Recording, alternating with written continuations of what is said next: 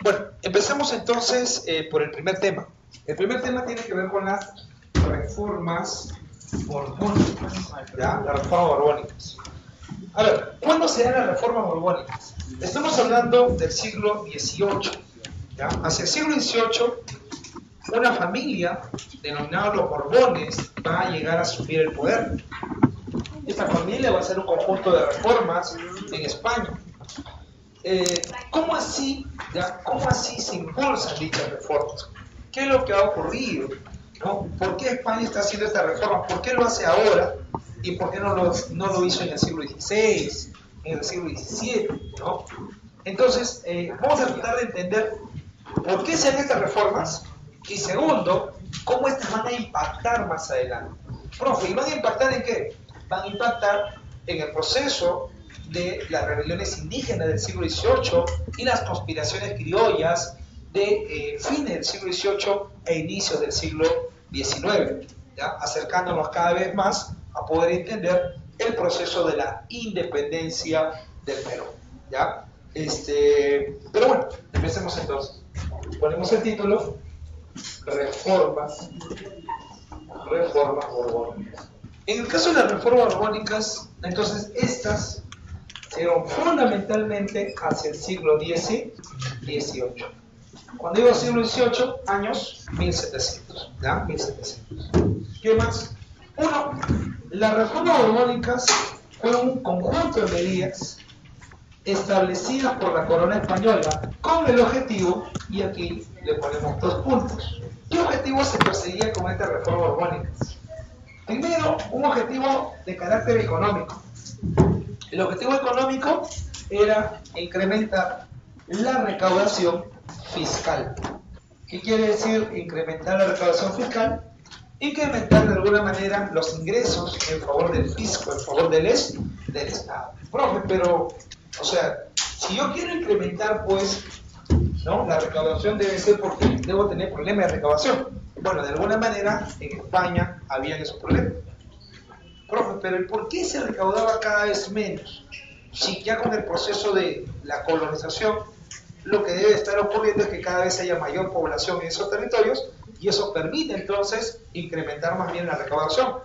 Bueno, aparte de que hay una gran mortandad indígena, ¿no? Aparte de las pestes y todo ello, en el Perú virreinal existen altos grados de corrupción y estas redes de corrupción hacen que gran parte de lo que se debería recaudar en favor de la corona española se quede en los bolsillos de los criollos.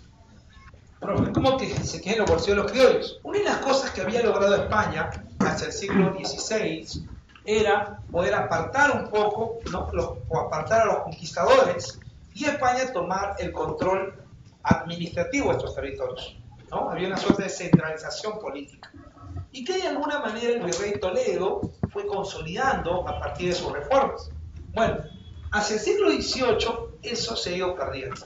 Cada vez una mayor cantidad de criollos, ¿ya? De nobleza criolla, se han ido haciendo de los principales cargos públicos, dado que los cargos públicos en esa época se podían comprar, ¿no? Se podían en ese momento acceder, ¿no? Por una cuestión económica, podías comprar un título nobiliario, ¿no? Entonces todo eso ayudaba en favor de la recaudación de la corona, sí, pero estos sectores habían aglutinado redes, ¿ya? Redes de poder que al final iban en desmedro de los ingresos de la corona, ¿ya? Entonces la reforma borbónica tiene como objetivo reestructurar todo esto, pero para llevar a cabo la reestructuración económica también tiene que ir de la mano de la reestructuración política. Entonces, tú no puedes establecer nuevas medidas con la misma gente, pues tienes que cambiar de gente. Entonces, el otro objetivo es recentralizar la administración política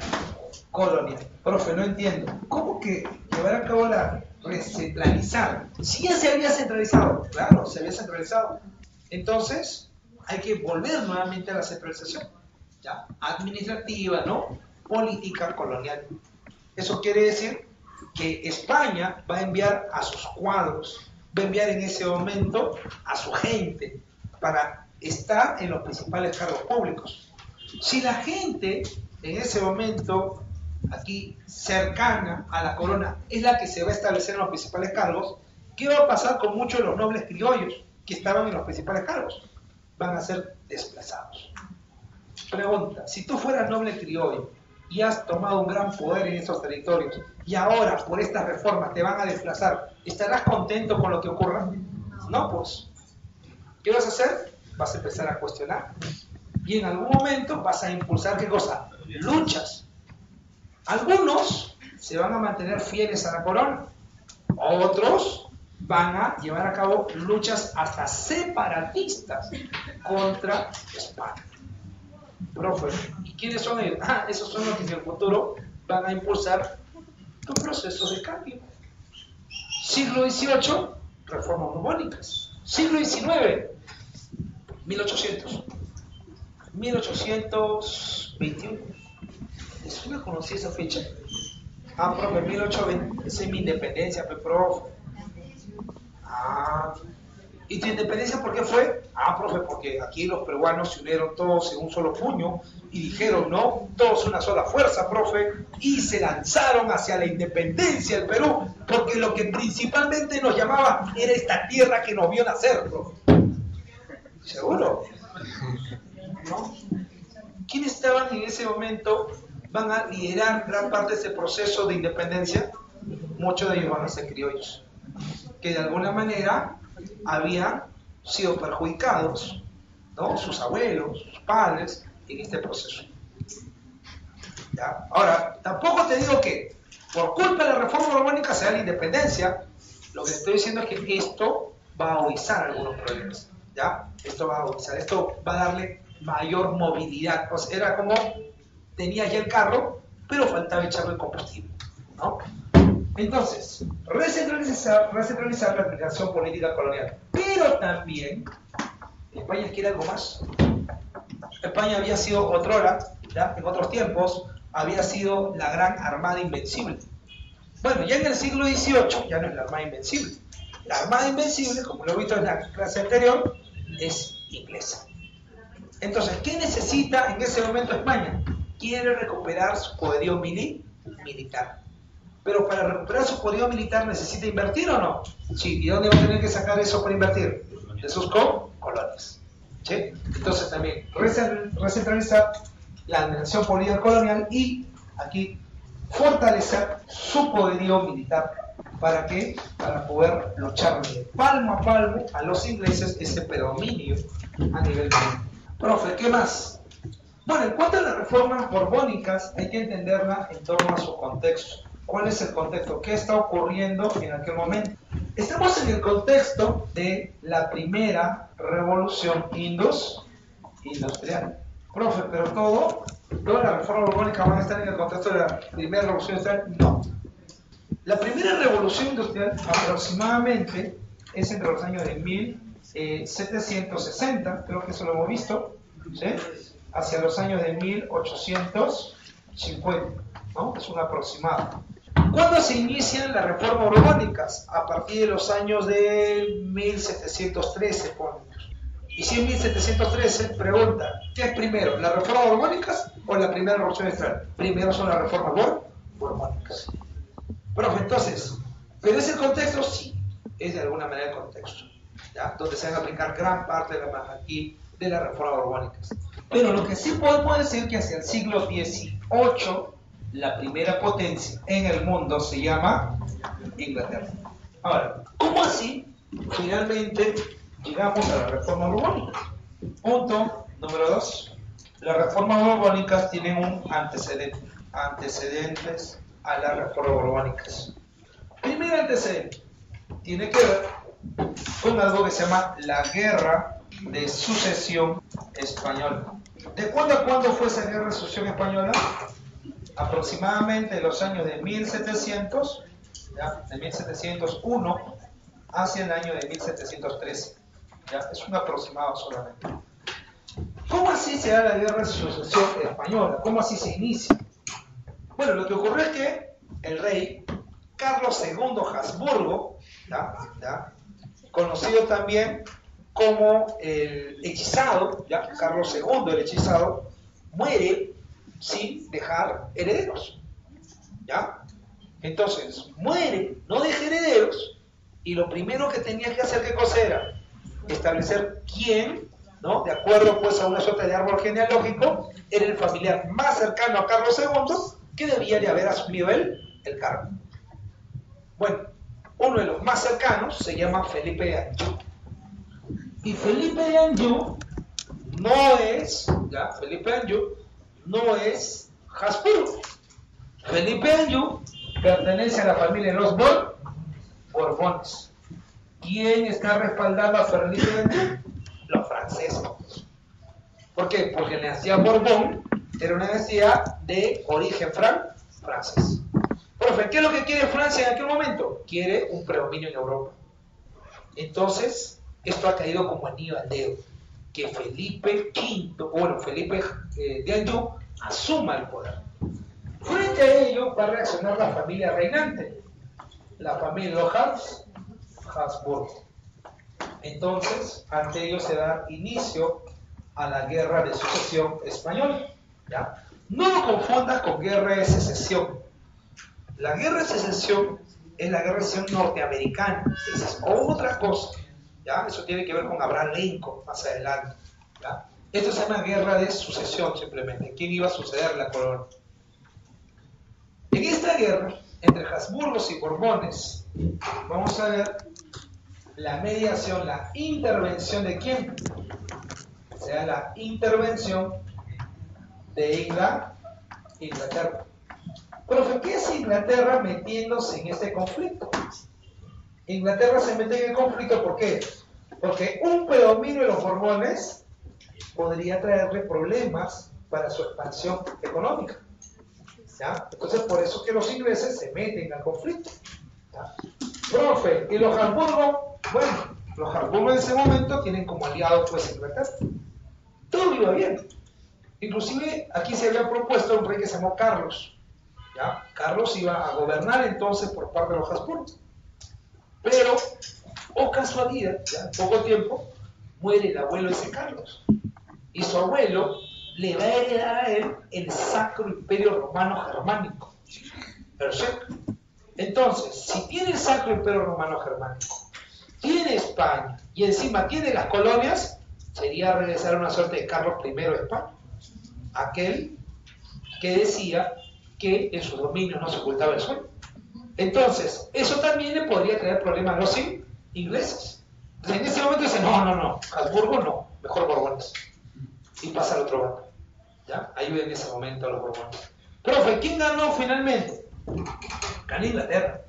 Profe, ¿ganaron los Habsburgo los Borbones? Bueno, eso es ganar entre comillas.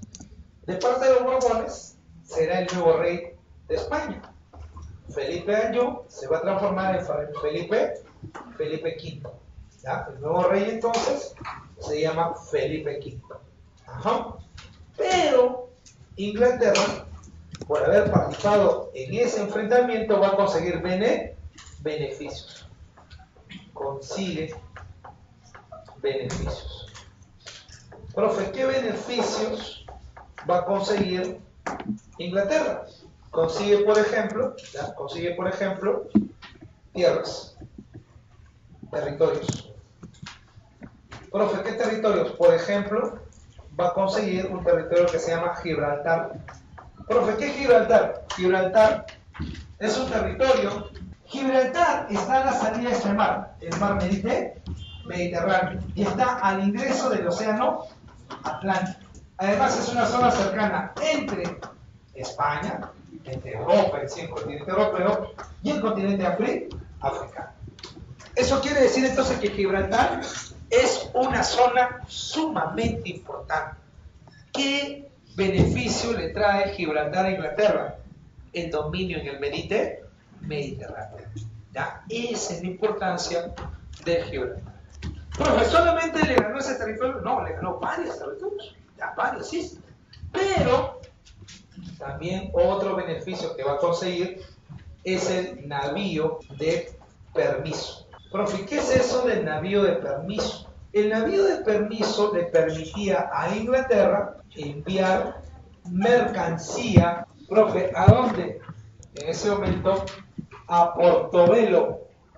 Profe, ¿qué era Portobelo? Portobelo era una feria. ¿En dónde, profe? En la zona del norte de Sudamérica.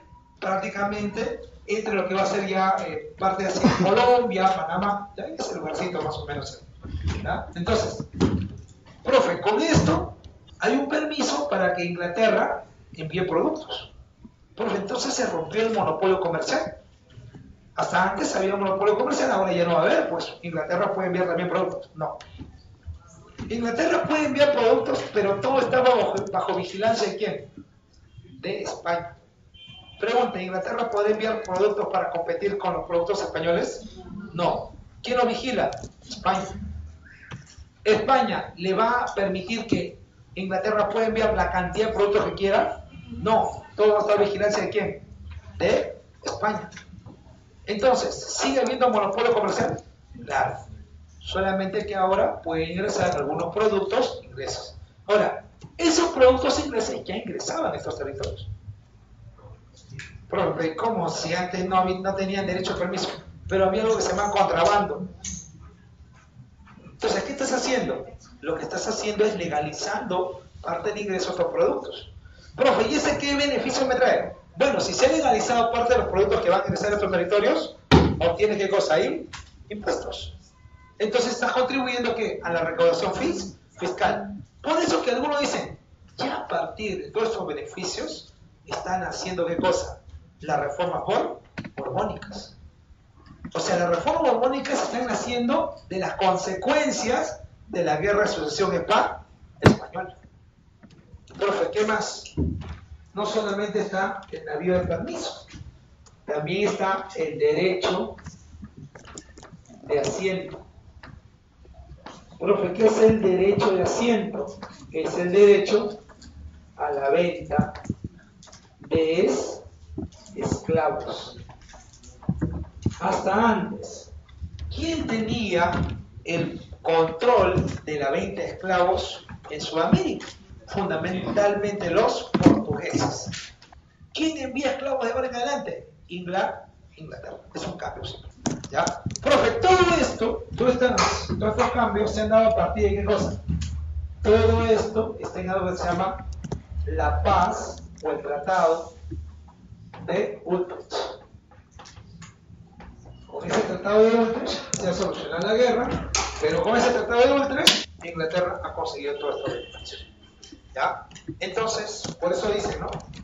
Que la guerra de sucesión española ya me está teniendo los cambios de esta reforma borbónica. ¿Por qué se llama reformas borbónicas? Porque las reformas, estas medidas se están tomando durante el gobierno de ¿quiénes? De los Borbones. Profe, ¿y si no hubiesen asumido los Borbones el poder, si hubiesen hecho reformas? De hecho, las reformas se tenían que dar. Y claro, si no hubiesen sido los Borbones, hubiese sido cualquier otra familia. Entonces, las reformas se iban a dar sí o sí. Pero en este caso, quienes lo están llevando a cabo son los Borbones. Si no, lo hubiesen llevado a cabo ¿quiénes? Los Habsburgo. Pero eran necesarias. ¿Ya? Eran necesarias. Listo. Entonces, ahí están los antecedentes. Punto número 3. Proceso. ¿Qué tipo de reformas se van a dar? Proceso. 1. Tenemos las reformas económicas, ¿ya? Medidas, ¿ya? No le podemos decir mejor medidas. ¿Qué medidas fueron las que se tomaron y llevaron a cabo? Medidas económicas. Por ejemplo, el objetivo, como te decía, era impulsar el cambio, ¿no? Era el objetivo en ese momento llevar a cabo, incrementar la recaudación. Entonces, en el proceso se va a dar el navío de registro. ¿Y qué es el navío de registro? El navío de permiso era que Inglaterra pudiera enviar productos a estos territorios. ¿Ya? Ese es el navío de permiso. El navío de registro es que de ahora en adelante se puede registrar, es el registro de embarcaciones, ¿ya? De embarcaciones inglesas inclusive en Cádiz. ¿Ya? Este puerto será importante. Ojo, moviliza también recursos. En el futuro, Cádiz va a ser un lugar importante relacionado inclusive a los ingleses. Profe, entonces, ¿no es que el navío de registro permite que los ingleses comercien más? No. Lo que permite que ingresen productos ingleses es navío de permiso. El navío de registro dice, ya, vas a enviar productos, pero antes que lo envíes, lo voy a registrar en Cádiz. Nada más. ¿Ya? Entonces, ese es el navío de registro. Se va a tomar otra medida más. Ya, recuerda, ¿para qué estás enviando productos, no? Si estos productos son legalizados, van a tener que pagar ¿qué cosa? Impuestos. ¿Está bien? ¿Sí? Por ejemplo, el señor Kuczynski, ¿por qué dijo que en algún momento se bajaba el IGB? ¿Para qué? Para que muchas personas que tenían sus comercios de manera, sus actividades económicas de manera de repente informal, pasen a la formalidad. ¿Ya? Entonces aquí el gobierno también está tratando de hacer esto, ¿no? Profe, ¿qué más? A nivel económico, se va a dar la ley de libre comercio. Profe, aquí sí ya no entiendo. La ley de libre comercio debe ser la ley por la cual entonces de ahora en adelante se puede comerciar con cualquiera. No, eso es malentender. Lo estás confundiendo con una suerte de tratado de libre comercio. Entonces, ¿qué es la ley de libre comercio? Simplemente te dice fin al exclusivismo. ¿Qué es el exclusivismo? ¿Recuerdas? Eran los puertos exclusivos para el comercio. ¿Cuáles eran los puertos exclusivos para el comercio? ¿Recuerdas? Era el Callao. ¿Qué más? Veracruz. Y el otro puerto exclusivo era el puerto de Sevilla, ¿no? Eran puertos exclusivos. O sea, si tú venías con productos para enviarlos a Buenos Aires, primero tenía que llegar ¿a dónde? Al Callao. Si tus productos iban a llegar a Montevideo, primero tenía que llegar ¿a dónde? Al Callao. Bueno, con la ley de libre comercio dice fin, ya no va a haber exclusivismo. Eso quiere decir que si tu mercancía tiene que llegar a Buenos Aires, que llegue directo a Buenos Aires. Ya no necesita llegar al Callao. ¿Ya? Entonces por aquí inmediatamente se da la apertura de puertos al comer, ¿no? De puertos comerciales, como por ejemplo Buenos Aires. ¿Quién más? Caracas. ¿Quién más? Montevideo. Ajá. ¿Qué más? Guayaquil. En fin, ¿ya? Coma, etc. Eso quiere decir entonces que tus productos, tu mercancía, llegaba directamente a esos puertos. Pregunta, ¿alguien pierde con esta ley de libre comercio? Sí. ¿Qué puerto es el que pierde? El Callao. Entonces ahora vas a recibir menos por impuestos directamente en el Callao. Si recibes menos en impuestos, pregunta, ¿estarás alegre con lo que está pasando? No, pues. Perjudicaron a los comerciantes limeños, los comerciantes del Callao. Profe, me imagino entonces que se rebelaron, que lucharon. No. Aquí va a haber la política de más me pegas, más te quiero. ¿Ya? ¿Ya? Profe, ¿cómo que más me pega, más te quiero? Claro. Los comerciantes limeños y los comerciantes del Callao se van a mantener fieles a la corona española.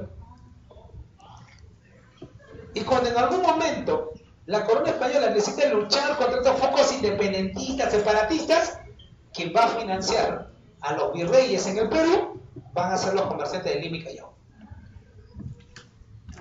Entonces, no hay lugar más fiel a la corona española que Lima.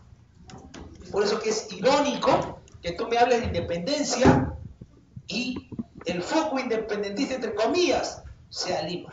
Eso no ocurrió. ¿Ya? Eso no pasó. Profe, no, pero yo vengo de mis 2 días, profe, de semana patriótica. En la realidad, vamos a ver que hay maneras, puede interpretar todo este tipo de cosas. Pero eso lo dejamos para independencia, ¿no? Y vamos a tener que hablar sobre eso. Profe, ¿qué más? También, a nivel económico, como el objetivo de la recaudación, hay algunas personas que están siendo exoneradas de impuestos. Bueno, se acabaron las exoneraciones. que paguen. ¿Ya? Entonces, se eliminan exoneraciones tributarias a los indígenas. Los indígenas ya no van a contar con esas exoneraciones tributarias. Por ejemplo, ellos no pagaban alcabala. ¿Qué era la alcabala? Era un impuesto a la compra y venta a nivel interno. Ya, ellos no pagaban, ahora lo pagan. ¿Ya? Imagínate, ¿no? No lo pagabas, eras explotado y ahora tienes que pagar. Y lo peor de todo, que se incrementa la alcabala. Pasa del 4%, ¿ya? No, se incrementa 2% más, 4% más y finalmente 6% más. ¿Ya? Así se va a incrementar. Y ese incremento de alcabala lo vas a tener, va a tener que pagar el indígena. Pregunta, ¿lo está golpeando o no lo está golpeando económicamente? Claro. ¿Qué más? Impuesto a la coca. Profe, qué abusivo. Ya sé por qué se reveló la gente. ¿Ya? Claro, la coca era una planta sumamente importante para ellos. Chachado, el masticado. ¿No? ¿También para qué? ¿También era para qué? También era para sus rituales. ¿Ya? Cuando hacían sus pagos. Claro, la infusión también. Tenía un carácter medicinal. ¿Está bien? ¿Ya? Profe, entonces, ¿no paga impuestos? No paga impuestos. Ahora paga impuestos. ¿Ya? ¿Ya? No lo inhalaba, lo masticaba. ¿No? ¿No? Ahora, profe, entonces, se eliminan esas exoneraciones. Y encima que se eliminan esas exoneraciones, ¿ya? Hay una suerte de apoyo a la expropiación de tierras comunales. ¿En favor de quién? En favor de los latifundios. ¿Qué es un latifundio, profe? Los latifundios son las grandes tierras, las grandes extensiones de tierra, pero que iban a mano de quienes, principalmente de los criollos, o también algunos caciques, pero más que nada en este caso, criollos. Profe, pero ¿para qué están llevando a cabo esto? ¿Para qué están apoyando la expropiación de tierras comunales en favor de estos grandes latifundios? Esto es en favor del gran hacendado. El gran hacendado era el beneficiado de todo ello. Ahora, el objetivo es, si tú tienes más tierras, vas a producir más. Si produces más, por la comercialización de esos productos, eso va a ayudar a que se cree un mercado interno importante y que además paguen una buena cantidad de impuestos. Pero ¿qué hicieron muchas de esas personas? De todo lo que le habían entregado, de todo lo que tenían en su propiedad, solamente producían en el 10% o en el 5%. Lo demás eran tierras que habían acumulado simplemente. Pregunta, ¿han cumplido con la labor que estaba mandando la corona? Vamos, ¿han cumplido con esa labor? ¿Están cultivando en todo? No, solamente cultivan en el 5%. Pregunta, ¿eso le conviene para la recaudación a la corona? ¿Le conviene o no? No, pues. Entonces la corona va a decir, no. Yo te he dado estas tierras con el objetivo de que produzcas. Y produciendo me vas a pagar impuestos. Si no produces, entonces no voy a recibir esos impuestos. No. Yo no voy a perder. De todas maneras te voy a cobrar impuestos. Por producir, te cobro impuestos. Por no producir, también te voy a cobrar impuestos. Y eso se le va a llamar el impuesto del cabezón. ¿Ya? Pero usted ha venido malcriado, ¿no? No. Así se llama el impuesto. Es un impuesto a las tierras rurales no cultivadas. ¿Ya? No cultivadas. Entonces, tienes que pagar este impuesto así no cultives. ¿Está bien? ¿Ya? Profe, ¿esto ayuda en la recaudación? Claro que ayuda también en la recaudación. Ahora, otro problema es que gran parte de los impuestos mineros han decaído. ¿A qué se ha debido? Algunos mencionan a la gran mortandad de indígenas. Otros mencionan que en la realidad no, bueno, está bien, muchos indígenas murieron, pero no fue tan fuerte pues la mortandad indígena. había un buen grupo de indígenas que no tributaban. Profe, pero si los atrapaban, les caía y todo. Bueno, señores, estos indígenas, ¿ya? El llamado, te decía, ¿no? Había un indio que le llaman así, el indio forastero. ¿Quién es el indio forastero? Aquel que huye, ¿no? Huye, ¿no? Huye de la reducción. Entonces, esos indios forasteros deberían ser perseguidos. Si los encuentras en la calle, denúncialo inmediatamente. Profe, entonces, normal, pues. Gran parte de ellos, bueno, era de repente un pequeño grupo. No, ese grupo de indios forasteros había crecido. Pero ¿por qué había crecido? Los criollos también habían dejado que crezca ese grupo. Motivo, ese grupo, muchos de ellos eran trabajadores de las minas. Pero ¿por qué eran trabajadores de la mina? Era el llamado mingado, ¿recuerdas? El que va de manera voluntaria y le pagan un salario doble por su trabajo. Profe, pero si es un forastero, no paga el tributo. Encima, si trabajas con forasteros, entonces tú dirías, oye, pero yo no tengo trabajadores. ¿Dónde está legalizado eso? No hay, pues. Entonces no me vas a cobrar impuestos. Además, ni siquiera mi mina es formal. Profe, pero si es informal, también lo pueden cerrar. Pregunta, ¿en el Perú existen mineros informales? Sí. Profe, no, pero están bien ocultos, nadie sabe. Ocultos. Se sabe dónde están operando, se sabe todo lo que destruyen. Profe, ¿por qué no les cae entonces la policía? Sí les cae de vez en cuando, pero no les cae totalmente. ¿Motivo? Ya imagínate todo lo que se mueve, pues ahí. Entonces, en la época de la corona, era similar también en la época virreina, profe, que también había minería informal, claro. Profe, no me diga entonces que también la gente rompía mano ahí. Eso es una herencia en el Perú, eso es normal, ¿ya? Entonces, la corona dice, ¿qué podemos hacer? Si a estos señores le cae una inspección, lo vamos a cerrar, pero el poder económico es sumamente fuerte ahí. A menos que hay que reducir los impuestos para que pasen de ser informal a ser ¿qué cosa? Formal. ¿Cómo se llamaba el impuesto minero? El impuesto minero se llama quinto real. ¿Qué era el quinto real? ¿Cuánto era? Era el 20% de toda la extracción minera, ¿sí o no? Entonces ahora se crea el décimo real. ¿Y qué es el décimo real? Ya no es la quinta parte, es la décima parte, es el 10% de la extracción minera. Pregunta, si es el 10% de la extracción minera, entonces, ¿te está cobrando más o te cobra menos? Menos, la mitad prácticamente. Entonces, profe, pero yo no entiendo, si quieren una mayor recaudación, ¿cómo es posible que bajen los impuestos a la mitad?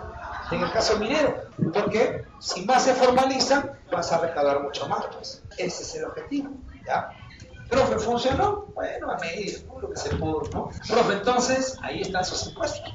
Todo esto tiene como objetivo incrementar la recaudación, pero alguien está siendo sometido, pues, alguien está pagando los platos rotos con todo esto. El indígena. Profe, el criollo, bueno, el criollo también. Profe, ¿por qué? Se crean las aduanas interiores. Profe, ¿qué es esto de las aduanas interiores?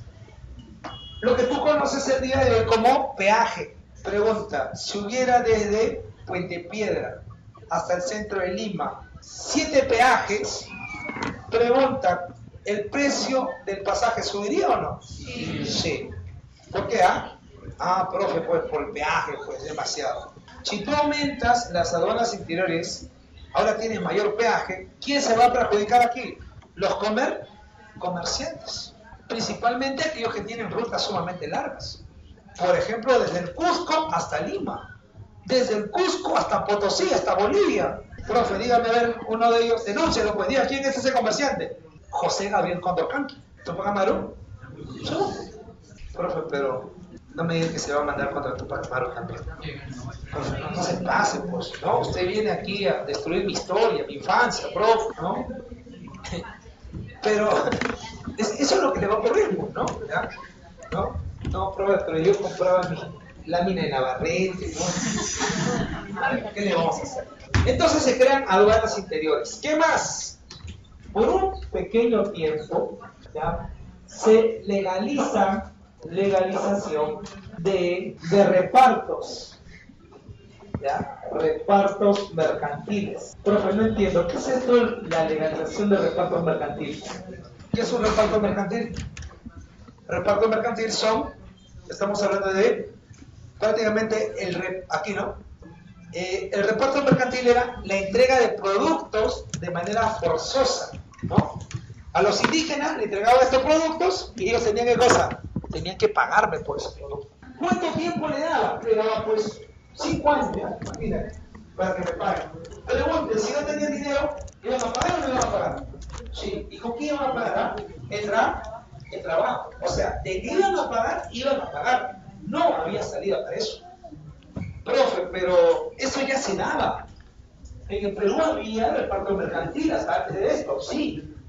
Imagínate, si lo habían hecho de manera ilegal, ahora imagínate cuando lo legalizan. Entonces va a ser peor. Ojo, pero esto del reparto mercantil no va a durar mucho tiempo. ¿Ya? A lo sumo será 10 años, no más. ¿Ya? Total, el reparto se hacía de todas maneras.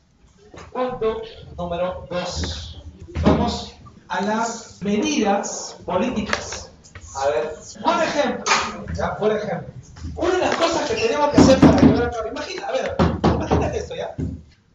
Quiero barrer con la corrupción en el Poder Judicial. ¿No? ¿Tú te imaginas cuánta gente se tendría que ir? ¿Ya? Un montón, ¿no? ¿Ya? Quiero barrer con la corrupción en el Parlamento, ¿ya? En el Congreso. ¿Ya? ¿No? Terrible, ¿no? ¿Ya? Terrible, ¿no? Quiero terminar con los malos policías, ¿no? ¿Ya? Terrible, ¿ya? Entonces, mínimo tienes que sacar las cabezas. O sea, para reformar, mínimo tienes que sacar las cabezas.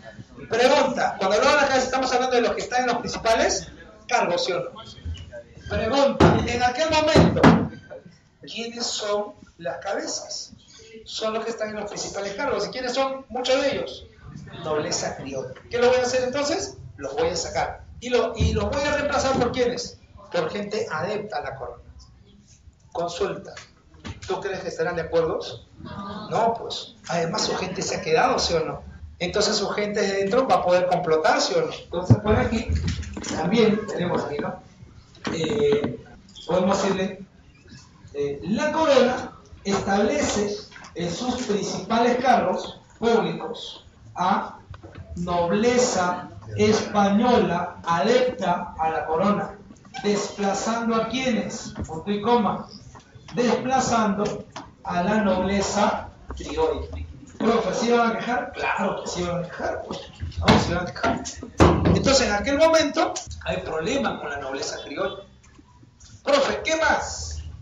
Una vez que ya los has despojado de los principales cargos, necesitas mejorar por la administración. No puede ser que haya tanta centralización y que de Lima se tenga que administrar todo el virreinato del Perú. Y en aquel momento el virreinato del Perú es gigantesco, pues.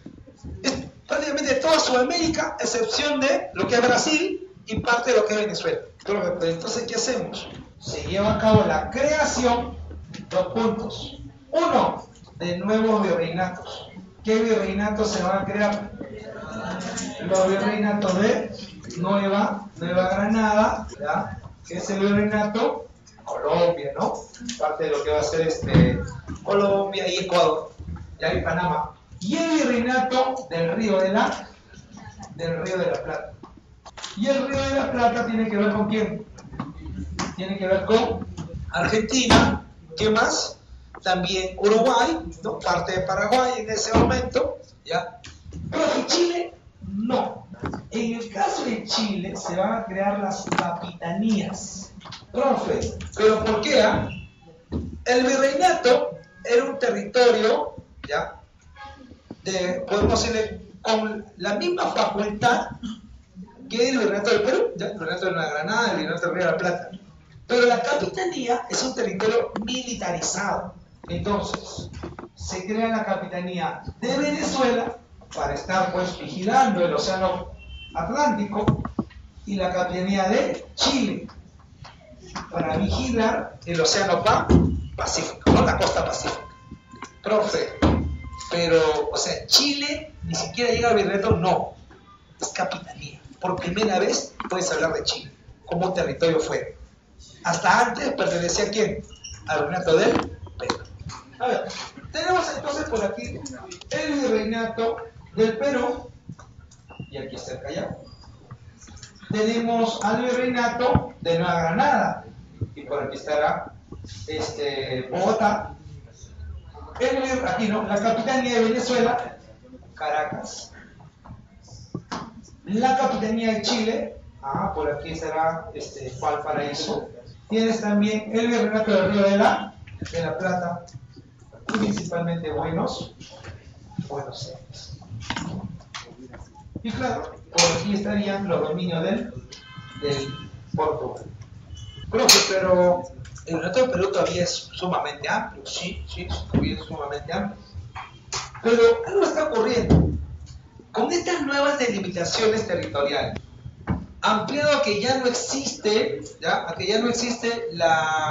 por aquí no, el exclusivismo, entonces gran parte de las embarcaciones van principalmente al puerto de Caracas y al puerto de Buenos Aires, porque el comercio está fundamentalmente en el océano Atlántico. Profe, pero también el Pacífico, porque en ese momento es el canal de Panamá.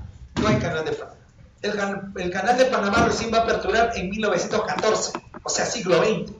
Entonces, profe, ¿cómo hacen? Las embarcaciones tienen que dar la vuelta a uno o llegar hasta Portobelo y por tierra pasar hacia el Pacífico y luego seguir su navegación. No hay otro. Entonces, los más favorecidos van a ser estos puertos. Más bien, el que favorecido es el puerto del Callao. Profe, ¿qué más? Caracas, Buenos Aires. ¿Me suena? Corrientes Libertadora, ¿no? Corriente Libertadora del norte, Corriente Libertadora del sur. Pero ¿por qué? Si estos han sido los beneficiados por este fin del exclusivismo, están mucho más cerca al comercio en el Atlántico, y el que domina el mar y el que puede enviarte una buena cantidad de productos a bajo costo, ya no es España. ¿Quién es? Es Inglaterra. Hay que ir acercándose a Inglaterra. Más bien, ¿quién confía que todo regrese a lo anterior? Que se rompa, que se vuelva a establecer el exclusivismo. El Callao. Por eso es el más fiel a España. De ahí lo que te dije, ¿no? Más me pegas, más te quiero. Profe, pero ahora con su mapa ya entiendo. Por eso que necesitan una capitanía. La capitanía de Venezuela para el Atlántico. Y necesitan también otra capitanía, la capitanía de Chile, para defender el Pacífico. Y son territorios fundamentalmente ¿qué? Militarizados. O sea, no es cualquiera, ¿no? Profe, algo más. El Perú quedó recontra reducido, ¿ya? Más pequeño que lo que es el día de hoy en su momento. Por aquí quedó algo que se llamó la comandancia de Maynas, ¿ya? La zona de selva. Y por aquí perdiste, hasta uno perdiste por acá. Profe, ¿qué? Quedó hecho totalmente deforme el Perú. Sí. ¿Y por qué entregaron tanto territorio? Buenos Aires se queda en ese momento, el Río de la Plata se le entrega Potosí, obtiene el control de Potosí. ¿Recuerdas que era Potosí? Zona platera, ¿sí o no? La mina de plata más importante. ¿Por qué entregarle Potosí al Río de la Plata? Porque Buenos Aires también tenía que llevar ejército para poder contrarrestar el avance de ¿quiénes? De los dominios de Portugal. Y para eso necesita ¿qué cosa? Financiamiento. ¿Y de dónde iba a venir ese financiamiento? Potosinos. Profe, pero entonces, aquí hay otro problema. El problema ya ha creado aduanas interiores. Encima, Potosí lo has pasado a Buenos Aires. O sea, si yo me paso de un virreinato a otro virreinato, ¿será lo mismo que pasarme de una provincia a otra provincia? No, me van a cobrar mucho más impuestos. Entonces, si yo comercio de Cusco a Potosí, voy a pagar más impuestos todavía. Y eso me va a perjudicar enormemente. ¿Cómo se llama ese comerciante? José Gabriel 4K. ¿Tomo Camaru? ¿Seguro? Pero O sea, aquí tiene todo que ver el cochino dinero, profe. No puede ser por una cuestión de sentimiento, amor. Ya. Entonces, ¿no? Profe, ¿qué más? También aquí ya, se va a dar la expulsión de los jesuitas. Profe, ahí sí yo no entiendo. ¿Por qué los expulsan a los jesuitas? Los jesuitas tenían una muy buena cantidad de propiedades, favorecidos de las reformas del virrey Francisco de Toledo. ¿Ya? Tenían una pequeña chacra que iba desde el Cusco hasta Paraguay, nada más, pequeñito nomás, ¿ya? De Cusco a Paraguay, nada más, ¿no? ¿Ya? Entonces, ya, no, habían acumulado, pues, poder económico, pero además, los jesuitas estaban mucho más cerca a los criollos que a los nobles indígenas, nobles criollos y nobles indígenas. Pero es como que los jesuitas mucho más cerca a nobles criollos e indígenas, con ellos se habían fortalecido. Recuerda que estaba a cargo de los colegios, de mayores, de menores, eran los jesuitas.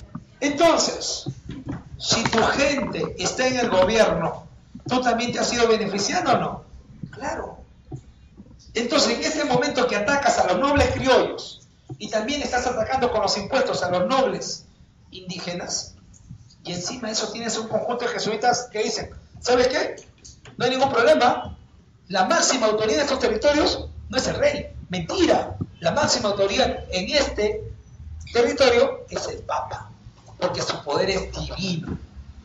Entonces, los jesuitas llevan de alguna manera una suerte de rechazo al regalismo. No aceptan el regalismo.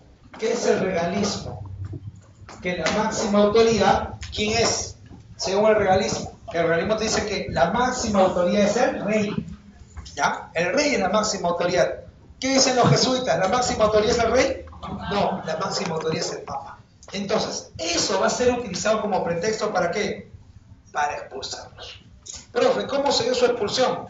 Enviaron cartas a América, ¿ya? Esas cartas tenían aquí, se había establecido la orden de que se iban a abrir en determinado momento todos al mismo tiempo. En un día, en la mañana se abrió y en la tarde ya estaban expulsando a todos los jesuitas en un solo día. Profe, sí, entre los expulsados está un señor que se llama así, Juan Pablo Vizcarra Guzmán. Profe, ese me parece conocido, ¿ah? Profe, ese es un precursor de la independencia, profe. Ajá, ¿ya? Entre los expulsados. ¿Qué más? Cuando se expulsan los jesuitas, la expulsión es durante el gobierno del virrey. ¿Cómo se llama el virrey? El rey Amat Diñoli, ¿no? Aquel que perseguía a Micaela. No, Diemas, ¿no? ¿Ya? La Perricholi, ¿no? No creo que esté persiguiendo a la mujer de Tupac Amaru, ¿no? El que manda a construir, sí le dije, ¿no? La Alameda de los Descalzos, ¿no? El Paseo de Aguas, ¿no? Y la Plaza de Toros, ¿no? Que fue más en honor al mismo, ¿no? Profe, ¿qué más? Expulsión de jesuitas. ¿Qué pasó con los bienes de los jesuitas? El botín era ese. Entonces, los bienes de los jesuitas, pasan en ese momento ¿a quién? Pasan a la Junta de Temporalidades. Esta se va a encargar de administrar los bienes de los jesuitas. ¿En favor de quién? En favor del Estado. ¿Ha obtenido una mayor recaudación o no? Sí. ¿Le está dando un golpe a los nobles criollos o no? ¿Sí? ¿Le está dando golpe también a los nobles indígenas? También. Y de pasar se queda con sus propiedades. Pero el querer amasar cada vez una mayor recaudación le va a traer problemas en el futuro. ¿Qué tipo de problemas? Las rebeliones indígenas y las conspiraciones criollas. Ajá. Profe, ¿algo más por aquí? Allá. Sí. Una vez que expulsaste a los jesuitas, tú tenías que legalizar un poco todo esto. Profe, ¿cómo que legalizar? Tienes que justificar, pues, esto. Y decías, no, es que lo que pasa es que los jesuitas tienen ese carácter escolástico todavía. Eso ya es pasado. Nosotros venimos con la modernidad. ¿Y qué era la modernidad en Europa? La modernidad de Europa es la modernidad del siglo de las luces. La ilustración. en Europa se estaban difundiendo las llamadas monarquías despóticas. A esto también le llaman así, el despotismo ilustrado. Ahora, claro, que no tomaban todo lo que decía la Ilustración. La Ilustración decía, el poder viene del pueblo, de los ciudadanos. No, eso no. Dios estableció al monarca. Pero eso sí, el monarca no solamente se puede explicar por Dios, sino también por la razón. Profe, pero eso tiene escolástico, sí. Pero también ibas tomando algunos de los aportes de la Ilustración. Profe, ¿y eso qué tiene que ver con el Virreinato del Perú? Aquí se va a fundar una institución de carácter ilustrada. Profe, San Marcos, ¿no? San Marcos en ese momento es escolástico. Entonces, si no es San Marcos, ¿quién es? Se llama el Convictorio de San Carlos. Y en ese Convictorio de San Carlos vas a tener a un señor que se llama así, Toribio Rodríguez de Mendoza. ¿Te suena conocido? ¿Ah? ¿Tú que también has comprado tu lámina Huascarán? ¿Sí? ¿Te suena conocido o no? Ah, profe. Esto es bajo entonces el pensamiento ilustrado, ¿no? La ilustración. Profe, ¿algo más? Bueno, luego lo que va a ser la rebelión de José Gabriel Condorcanqui, Tupac Amaru II, se eliminan los corregimientos y se van a reemplazar, ¿por qué? Se crean las intendencias. Ya, un poco más de esto lo vamos a explicar después de Tupac Amaru. Intendencias. Profe, ¿qué tendencias? Lima, Huamanga, Tarma, ¿ya? Por ahí de repente también lo que va a ser en aquel momento, lo que va a ser también la comandancia de Maynas, que prácticamente está toda la selva, ¿ya? Cerca de selva también. Y había que poner entre comillas fin al conflicto ¿con quién? Con Portugal. Recuerda que cuando se estableció el Tratado de Tordesillas, estos no eran los dominios de Portugal, eran mucho menos. Porque entonces, ¿qué se tuvo que hacer? Había que establecer límites. Se va a llegar a un tratado, el Tratado de San Ildefonso. Con ese Tratado de San Ildefonso se establece una suerte de delimitación territorial entre quiénes, entre España y Portugal. Esto es en medio de la reforma por Borbones. Pregunta, con todas las medidas que hemos mencionado, ¿se ha movido o no la estructura social, económica, inclusive política en Sudamérica? Sí. Pregunta, ¿habrá reclamo frente a esto o no? Sí. ¿Los indígenas van a reclamar o no van a reclamar? Claro. Pero pregunta, ¿recién era la primera vez que explotaban a los indígenas? No, la explotación venía desde antes, sino que esto agudiza la explotación. Profe, ¿pero solamente fue José Gabriel Condorcanqui? No, también fue Juan Santos Atahualpa. Profe, no, pero bueno, fueron dos, pues. La historiadora Scarlett O'Fallon, publicado un pequeño texto en los años 90, ¿ya? Chiquito, debe tener 900 páginas, nada más, que se llama Perú, un siglo de rebeliones, siglo XVIII, en la cual establece todo el conjunto de rebeliones que se da en el Perú del siglo XVIII. Entonces no tiene solamente dos, son más de 100. Profe, pero las dos más sonadas, inclusive la más sonada de todas, va a ser la rebelión de José Gabriel Condorcanqui. Ahora, derrotado Tupac Amaru, no quiere decir que los indígenas se callaron o desaparecieron, iban a continuar. Ese es el otro problema. El otro problema es entender que la lucha contra el dominio español aparece con Tupac Amaru, desaparece. Aparece con Francisco de Sela y desaparece. Aparece con, no solamente indígena, criolla, aparece con San Martín y luego desaparece, hasta que finalmente logramos nuestra independencia. No, es un proceso continuo. Tú vas a postular a la universidad, pero tú has pasado por primaria, has pasado por secundaria, has pasado también por la academia. No, estás en la academia. Estás en la academia. Tienes etapas. ¿Tú recuerdas tu etapa de primaria? ¿Te recuerdas o no? En tu etapa de primaria, ¿eras así como el día de hoy? ¿Sí? En tu etapa de secundaria, ¿tú recuerdas el año pasado? ¿Recuerdas antes de tu promoción? ¿Ah? ¿Recuerdas tu clase de historia? ¿Ah? ¿Recuerdas que en ese momento tú amabas la historia, querías la historia? No, profe, ¿sabes qué? No pasa nada, profe. Pero mi pregunta es, ¿escuchabas de la misma manera que en este momento tus clases? ¿Estabas tan atento? Profe, le soy sincero, profe. Colegio, profe, sí. Tenía que estudiar un día antes, en el carro nomás, en la congestión y con esa casilla, profe. Claro, mi profe. Oye, pero ahora tienes el problema de que no es que das examen bimestral, no tienes examen parcial, tienes un examen de admisión. ¿Ingresas o no ingresas? Nada más. Profe, no, pues recuperación, profe, no. ¿No? La cuarta nota, la quinta nota. ¿Se acabó? No, profe, pero debe entender, yo soy pobre. El examen de admisión te va a decir si eres pobre o no lo eres. ¿No? Entonces, es diferente. Entonces, en este contexto también los movimientos sociales están cambiando.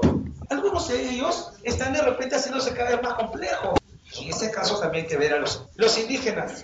Por primera vez se estaban rebelando. ¿Desde cuántos hay rebeliones indígenas? Desde el momento en el cual los españoles están matando al Inca en Cajamarca. ¿Recuerdas?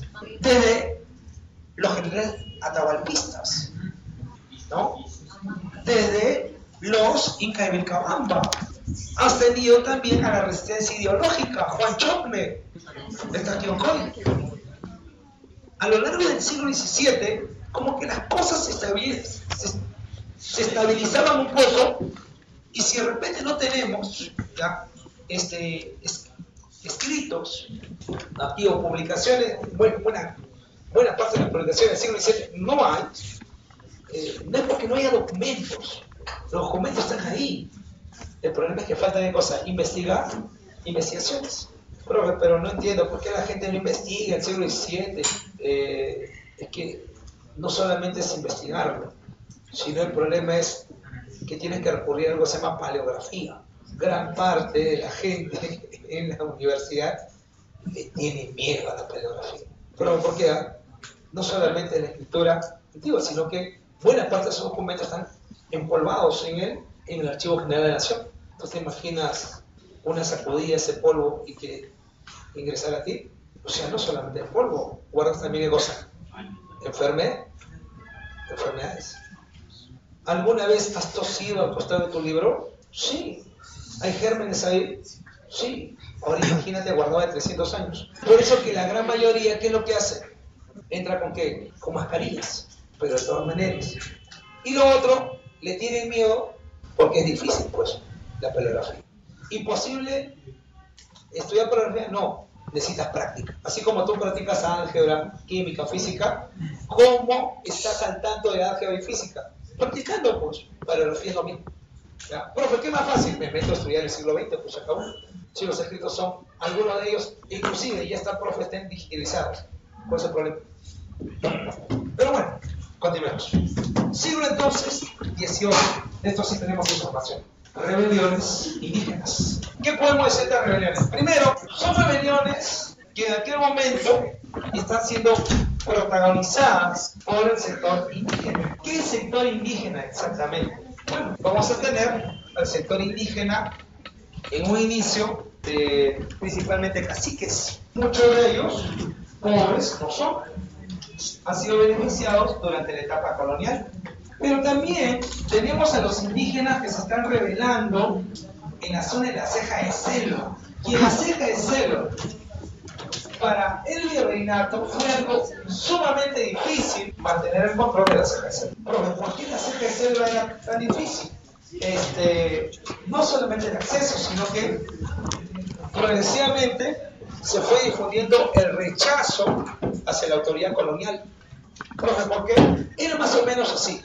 Primero llegaban siempre las misiones, los misioneros. ¿Quiénes son los misioneros, profe? Llegaban los clérigos. Te hablaban de la palabra, ¿no? Por ahí aprendían de repente tu idioma, ¿no? Te instruían. Y cuando ya estabas, entre comillas, aprendiendo, te caía el ejército. ¿Para qué? Mediante la palabra, mediante la cruz, iban en ese momento conociendo, y mediante la espada iban a someterlos. Era un sometimiento ideológico y sometimiento militar. Entonces de ahí que en la CGC ha habido un gran rechazo hacia la masa, hacia el sector colonial. Rebeliones, las rebeliones indígenas del siglo XVIII.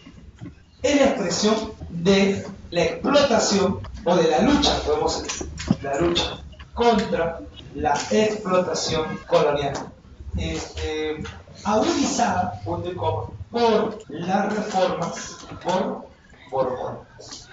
Por eso decía, ¿no? No quiere decir que a partir de la reforma borbónica recién hay explotación, sino que con las reformas borbónicas se agudiza la explotación sobre el indígena en este caso, ¿no? ¿Cuál es el contexto? Contexto en el cual se está desarrollando estas rebeliones. Estamos en el contexto siglo ya XVIII, ¿sí? Estamos en la primera revolución industrial, ¿no? Lo pongo nuevamente porque a veces nos piden preguntas contextualizadas, ¿ya? Y segundo, estamos en el contexto de las reformas borbónicas. A ver, ¿cuáles son las causas? De manera general, causas entonces de la rebelión indígena. Primero, la explotación sobre el indígena por el gobierno virreinal. ¿En qué se expresaba esa explotación sobre el indígena? Por ejemplo, en el tributo indígena. ¿En qué más? Se expresaba también en los repartos mercantiles. ¿En qué más se expresaba todo ello? También se expresaba en la mita minera. Entonces, eso de ahí no nace en el siglo XVIII. Eso ya está presente desde el momento de las reformas toledantes. Recordarás, repartos mercantiles, mita minera, tributo indígena. Pero todo esto se agudiza ¿con qué? Con la reforma borbónica. Porque le incrementaste los impuestos, pues, ¿no? ¿Recuerdas? La alcabala, ¿no? Le impuesto a la coca.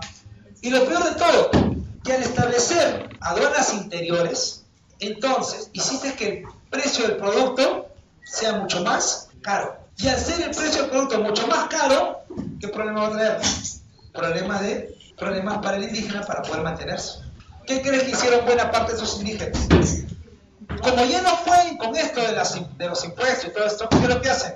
Fugan. ¿Qué hacen? ¿Fugan? Sí. Y si fugan, ¿se van a convertir en qué? En indios, ¿qué cosa?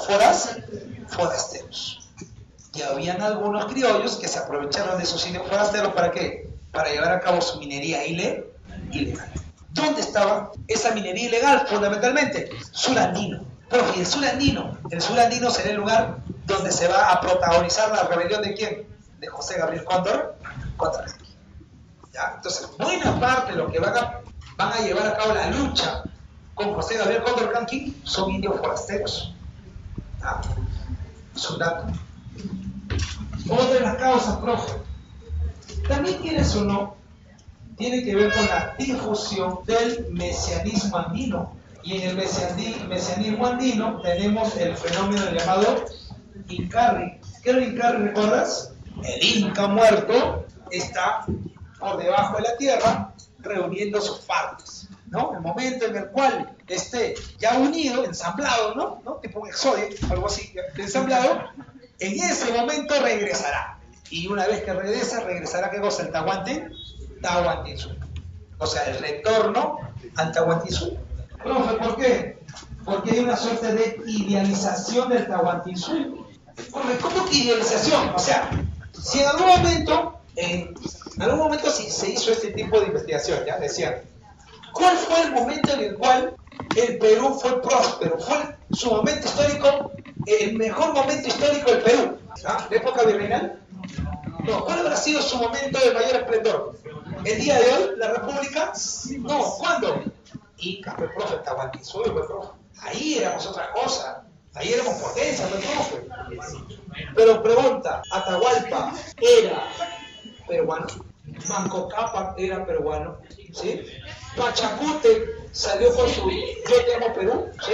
No, ¿había Perú? ¿Había Perú no? No, no había Perú, pues. No había Perú. Profe, entonces ¿qué era? Ellos se reconocían solamente como incas. Profe, pero los chavín sí eran peruanos, pues. No, son de Chavín simplemente. No, profe, pero Perú, eso que tú llamas nación, ¿ya? Eso es algo que se crea en el proceso. Profe, no, usted me está mintiendo, la nación no se puede crear, la nación siempre existió.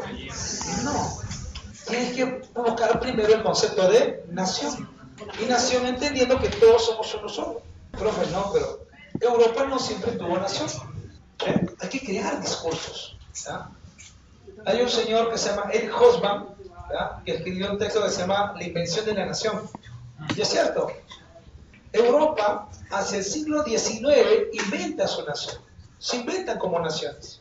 Pero aquí no. Perú todavía está en ese proceso de concretar su invención de nación. Se dice, ¿no? Todos nosotros nos identificamos con qué, Perú. ¿Exactamente con qué? Ah, pues con mi tierra, mi profe, claro. Tu mapa. Ah, puede ser. ¿Qué más? ¿Qué más te identifica? Ah, la lengua, mi profe. Pero hay algunos que hablan el quechua. ¿Tú no hablas el quechua? ¿Alguien habla el quechua por aquí? ¿Ah? ¿Alguien habla de Aymara por aquí? ¿Ah? No, profe, pero mi papá, mi tío, algunas cosas comprendo. Yo eso sí, profe. Profe, entonces, a ver, el ceviche, mi profe, eso sí me identifica, mi profe. ¿Ah? Pregunta, ¿el ceviche identificará a un puneño? ¿El pisco identificará a uno que es de Loreto? Profe, no moleste, profe, ya ve. Usted está rompiendo mi idea de nación. Ojo, esto es algo que se crea, ¿ya? Algo que se crea. ¿Quién lo crea? Las personas. Nosotros creamos esta idea de nación. Entonces, en ese momento, también se recrea que el mejor momento de todo fue Tahuantinsuyo, como una suerte de idealización, el momento en el cual fue una potencia, e inclusive algunos entienden que es un momento igualitario, algunos lo entienden inclusive como un momento en el cual no había explotación, y no es cierto, pues. Ah, profe, que mucho de eso lo vamos a encontrar en algo que se llama los comentarios reales, ¿no? Ojo, no te digo que es malo, te estoy diciendo cómo surge. ¿Ya? ¿Ya? Mi objetivo es, no tengas nación, yo no te estoy diciendo eso, ¿ya? Yo te estoy diciendo, te digo cómo surge, hay que explicar. Profe, que usted tiene algo en contra de la nación. No, tengo que explicar. Es como cuando me dicen, no, profe, seguro que usted tiene algo en contra de la religión. No tengo nada en contra de la religión, sino simplemente que tengo que explicarlo, Profe, pero no, pues es que usted o es aquí está a favor o está en contra, no hay punto medio. Señores, existe algo que se llama ciencia. No crean que tiene que ser blanco o negro. Hay que explicarlo. Hay colores. Pero es cierto, pues hay colores. ¿Ya? Hay colores. ¿Ya? Ahora, continuemos. El mesianismo andino en ese momento te dice que hay que retornar al Tahuantinsuyo. 1. 2. El retorno del Inca. José Gabriel Condorcanqui va a pedir el título de Inca. Sí, no es el único. Hay un montón de nobles incaicos, o por lo menos que decían ser descendientes de los incas, que están buscando el título de Inca, reconocimiento de Inca. ¿Por qué crees que la corona no le da el título de Inca a Tupac Amaru? Ah, José Gabriel Condorcanqui, ¿por qué no le da el título de Inca? Era peligroso. Profe, ¿por qué es peligroso? Por esto, pues. Por el fenómeno del inca. Si la corona lo reconoce como Inca, ¿qué está diciendo? Que ha retornado él al Inca. ¿Ya? Y eso es peligroso. ¿Ya? Entonces ahí está entre las causas más importantes. Entonces, quiero poner ahí, estas son las dos principales causas, y el detonante tiene que ver con las medidas establecidas por las reformas forward. Eso es lo que agudiza el problema. Punto número 2. Abrimos nuestras rebeliones. Tenemos entonces la rebelión de Juan Santos Atahualpa. La rebelión de Juan Santos Atahualpa será aproximadamente a mediados del siglo XVIII, ¿ya? 1742 para algunos. Ojo, aproximado simplemente, ¿ya? Un aproximado a la rebelión de Santo Atahualpa. Es posible que ese no haya sido su nombre, ¿ya? Que ese nombre es el que él haya tomado. Juan Santos Atahualpa, lo más posible es que haya tenido instrucción jesuita. ¿Recuerdas que los jesuitas no hacían caso al regalismo? ¿Qué era el regalismo, te dije? ¿Recuerdas? Que la máxima autoridad debía ser ¿quién? El rey, ¿no? Pero para los jesuitas, ¿quién era la máxima autoridad? El papa. Ajá. Entonces, Santos Atahualpa tuvo, lo más seguro, instrucción jesuita. Es posible, ya algunos escritos dicen que es posible que haya viajado como misionero al África. Entonces, es ahí donde va consolidando su instrucción con estos jesuitas. El nombre, ¿de dónde viene? El nombre Juan es por Juan el Bautista, ¿ya? Santos, la influencia de la religión todavía católica, ¿ya? En él. Y Atahualpa, el nombre del último inca que fue agarrotado, ¿recuerdas? Que terminó en Cajamarca, ¿ya? Entonces, está tomando estos puntos, ¿no? O sea, no español, pero católico, y lo indígena. Este señor maneja el mesianismo, es mesiánico. ¿Qué quiere decir mesiánico? Él entiende que hay que buscar el retorno Tahuantinsuyo. Profe, ¿dónde empieza su rebelión? En la ceja de selva, ¿ya? La zona donde, ¿ya? La zona, el epicentro de la rebelión de Santo Atahualpa va a ser la ceja de selva. Ceja de selva. Exactamente, profe, ¿dónde? Una zona que se llama así, el Gran Pajonal. El Gran Pajonal. ¿Qué existía en esa ceja de selva? En la ceja de selva, ¿ya? En el Gran Pajonal, ¿ya? Camino de Tarma, ¿ya? Tarma, ¿ya? En la zona de ceja de selva, en ese lugar se encargaban de la extracción de sal, ¿ya? Había una suerte de minas de sal sumamente importantes en la zona de la ceja de selva. ¿Quiénes disputaban ese lugar? La zona era disputada por dos órdenes religiosas. Imagínate, dos órdenes religiosas pugnando por la región o por la zona. Uno eran los jesuitas, los que de alguna manera representa a Juan Santos Atahualpa en cuanto a la instrucción, y dos son los franciscanos. Entonces, en esa lucha entre jesuitas y franciscanos habían llegado a la zona de la ceja de selva, pero también habían hecho esto, ¿no? Los indígenas los habían recibido bien y luego ellos traicionaban ese recibimiento trayendo al ejército. ¿Para qué? Para someter a sus pueblos. Entonces, la primera pudieron caer, la segunda pudieron caer, ya la tercera no iban a caer. Iban a empezar a llevar a cabo su resistencia. ¿Quiénes son la base poblacional? La base de apoyo a la rebelión de Santos Atahualpa. Son los Ashanincas, los Onivos y los Shipibos. Entonces, son grupos principalmente que vienen ¿de dónde? De la zona selvática, pues, zona de selva, ¿no? ¿Cuál es su objetivo? Su objetivo es impedir el ingreso de los misioneros. ¿Ya? Ese es su objetivo. Pero Santos Atahualpa tenía, ¿ya?, otros planteamientos. No solamente era alejar a los españoles. Uno de los más importantes, el retorno al Tahuantinsuyo. Pero para que se pueda retornar al Tahuantinsuyo, se tenía que llevar a cabo la expulsión de españoles. Bueno, solamente españoles, no, también criollos. Españoles, criollos. ¿Y quiénes más? Y principalmente sus esclavos. Bueno, no entiendo aquí, ¿eh? ¿Cómo que expulsar españoles, criollos y también sus esclavos? ¿El esclavo no era tan explotado como el indígena? Bueno, sí. Pero en aquel momento, para Juan Santos Atahualpa, el esclavo no es originario de estos territorios. Él es un foráneo. Él ha sido traído ¿por quién? Por el español. Él no tiene nada que hacer en estos territorios. Lo mismo que el español, lo mismo que el criollo. No tiene nada que hacer en estos territorios. Entonces, ¿quiénes deben de formar parte de la nueva nación? Él habla de una unión indígena. ¿Qué indígena? El indígena de la selva y el indígena de la sierra. Esto es lo que le va a faltar. ¿Por qué? Si bien es cierto, tiene el apoyo de los indígenas selváticos, pero le falta el apoyo de ¿quién? De la gente de la sierra. Por eso que el año de 1742 digo, va a tratar de tomar Tarma. Profe, ¿para qué? Desde Tarma poder llevar a cabo la unión con el sector indígena serrano. Profe, ¿lo logró? No lo logró. Fue derrotado. Por ende, lo único que le quedó fue refugiarse ¿en dónde? En el Gran Pajonal. ¿Dónde, profe, es eso? En la ceja de Cedro. Eso quiere decir que nunca fue derrotado en la ceja de Cedro. El Perú, ya se hablamos del Perú, gobierno, ya, recién va a empezar a conocer la selva a fines del siglo XIX.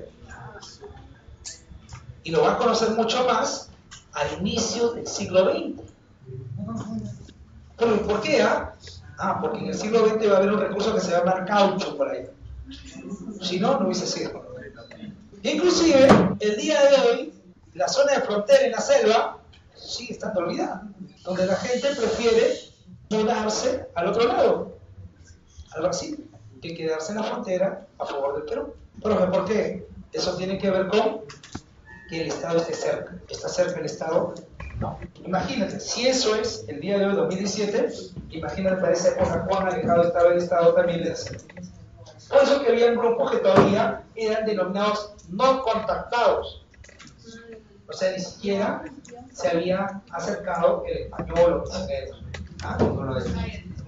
o unión indígena. A ver. En este planteamiento, ¿ya? Entonces necesita el apoyo de la sierra. En ese planteamiento él dice, hay que impulsar al español indígena. El problema es, ¿y también rompemos con la Iglesia Católica? No. Hay que mantener la relación con la Iglesia Católica. Profe, pero si mantengo la relación con la Iglesia Católica, muchos de las autoridades eclesiásticas católicas son españoles. Entonces, ¿cómo hago si los voy a expulsar? No, ellos sí que se quedan.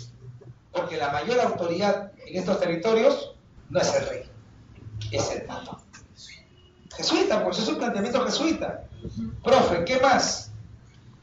¿Qué vamos a hacer con los españoles? Con los que son autoridades cardenales, obispos. Ellos tienen que instruir indígenas. Y una vez que el indígena es destruido, ahora sí se tiene que retirar. Entonces vamos a tener cardenales, obispos, arzobispos, pero indígenas. Sin romper la relación ¿con quién? Con la iglesia, pero sí con España. Por eso decía, ¿no? Esa es la clara influencia. Jesús. Entonces, como te dije, no logra tomar la sierra y se refugia en la ceja de Cedro. Ceja de Cedro. Exactamente en el Gran Pajón. ¿Nunca fue derrotado? No. Lo que se dice es que un conjunto de curas franciscanos llegaron a la ceja de selva y estos curas franciscanos lo envenenaron. Claro que después los indígenas también se vengaron, ¿no? Lo despartizaron a ellos, ¿ya? Pero ya había muerto el señor pues, Juan Santos Atahualpa. Para estos indígenas, Juan Santos Atahualpa no ha muerto. Simplemente está descansando. Llegará el momento en el cual se vuelva a levantar. Y en ese momento regresará el Inca. Pero no, pues eso no pasa. Eso es mesiánico. Es como si yo dijera que alguien murió, resucitó entre los muertos y en algún momento va a regresar. Profe, no, pues eso sí. ¿Por qué eso sí? Porque esto no. No, pero profe, ateo. Por eso es, profe, ¿no? Usted no cree eso. Entonces, simplemente ¿qué cosa cree? Creencias, exacto. Pregunta, ¿yo te puedo obligar a que tú creas en lo que yo creo? No. ¿Tú me puedes obligar a que yo crea en lo que tú crees? Tampoco. Existe algo que se llama libertad. Punto. Número 3. A pesar de todo esto, no fue la gran rebelión. La gran rebelión de 1780. ¿Quién está liderando esa rebelión? Esta es la rebelión de Túpac Amaru II. No se llamaba Túpac Amaru II, su nombre era José Gabriel Condorcanqui. ¿Quién era? Era un cacique era el cacique de Tungazuca, Pampamarca y Surimana. O sea, no era un nativo cualquiera, tampoco era un noble cualquiera. Era un cacique hasta de 3 lugares. Inclusive en la zona de Tungazuca tenía un centro minero, tenía obrajes. ¿Ya? Eso saben de cualquiera. ¿Qué más? Era un gran comerciante arriero, ¿ya? Era un comerciante mulero que controlaba la ruta, estaba en la ruta comercial entre Lima, Cusco y ¿qué más? Y Potosí. Eso es lo que manejaba. ¿Qué quiere decir arriero mulero? En esa época, ¿cómo se trasladaba gran parte de los productos? Mula, pues. No había metropolitano, no había en ese momento, pues, aquí automóviles, ¿ya? No hay ferrocarril, todo es mula, ¿ya? Ahora, si todo es mula en ese momento, eso quiere decir que aquellos que tienen una gran cantidad de mulas y encima conocen la zona, no son cualquiera, pues. Es gente muy poderosa económicamente, ¿ya? Profe, pero no es aquí, ¿no? No era un noble como los criollos, de repente como el español. Sí, pero tenía un gran poder económico.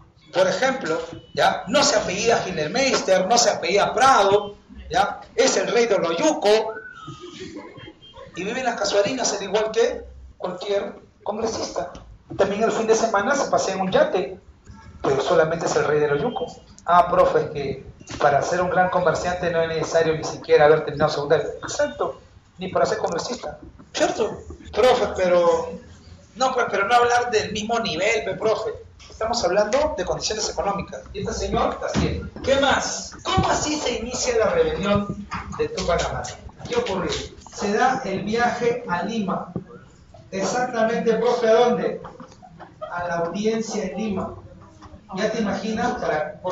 ¿Qué era la Real Audiencia? La Real Audiencia era la máxima institución jurídica en estos territorios.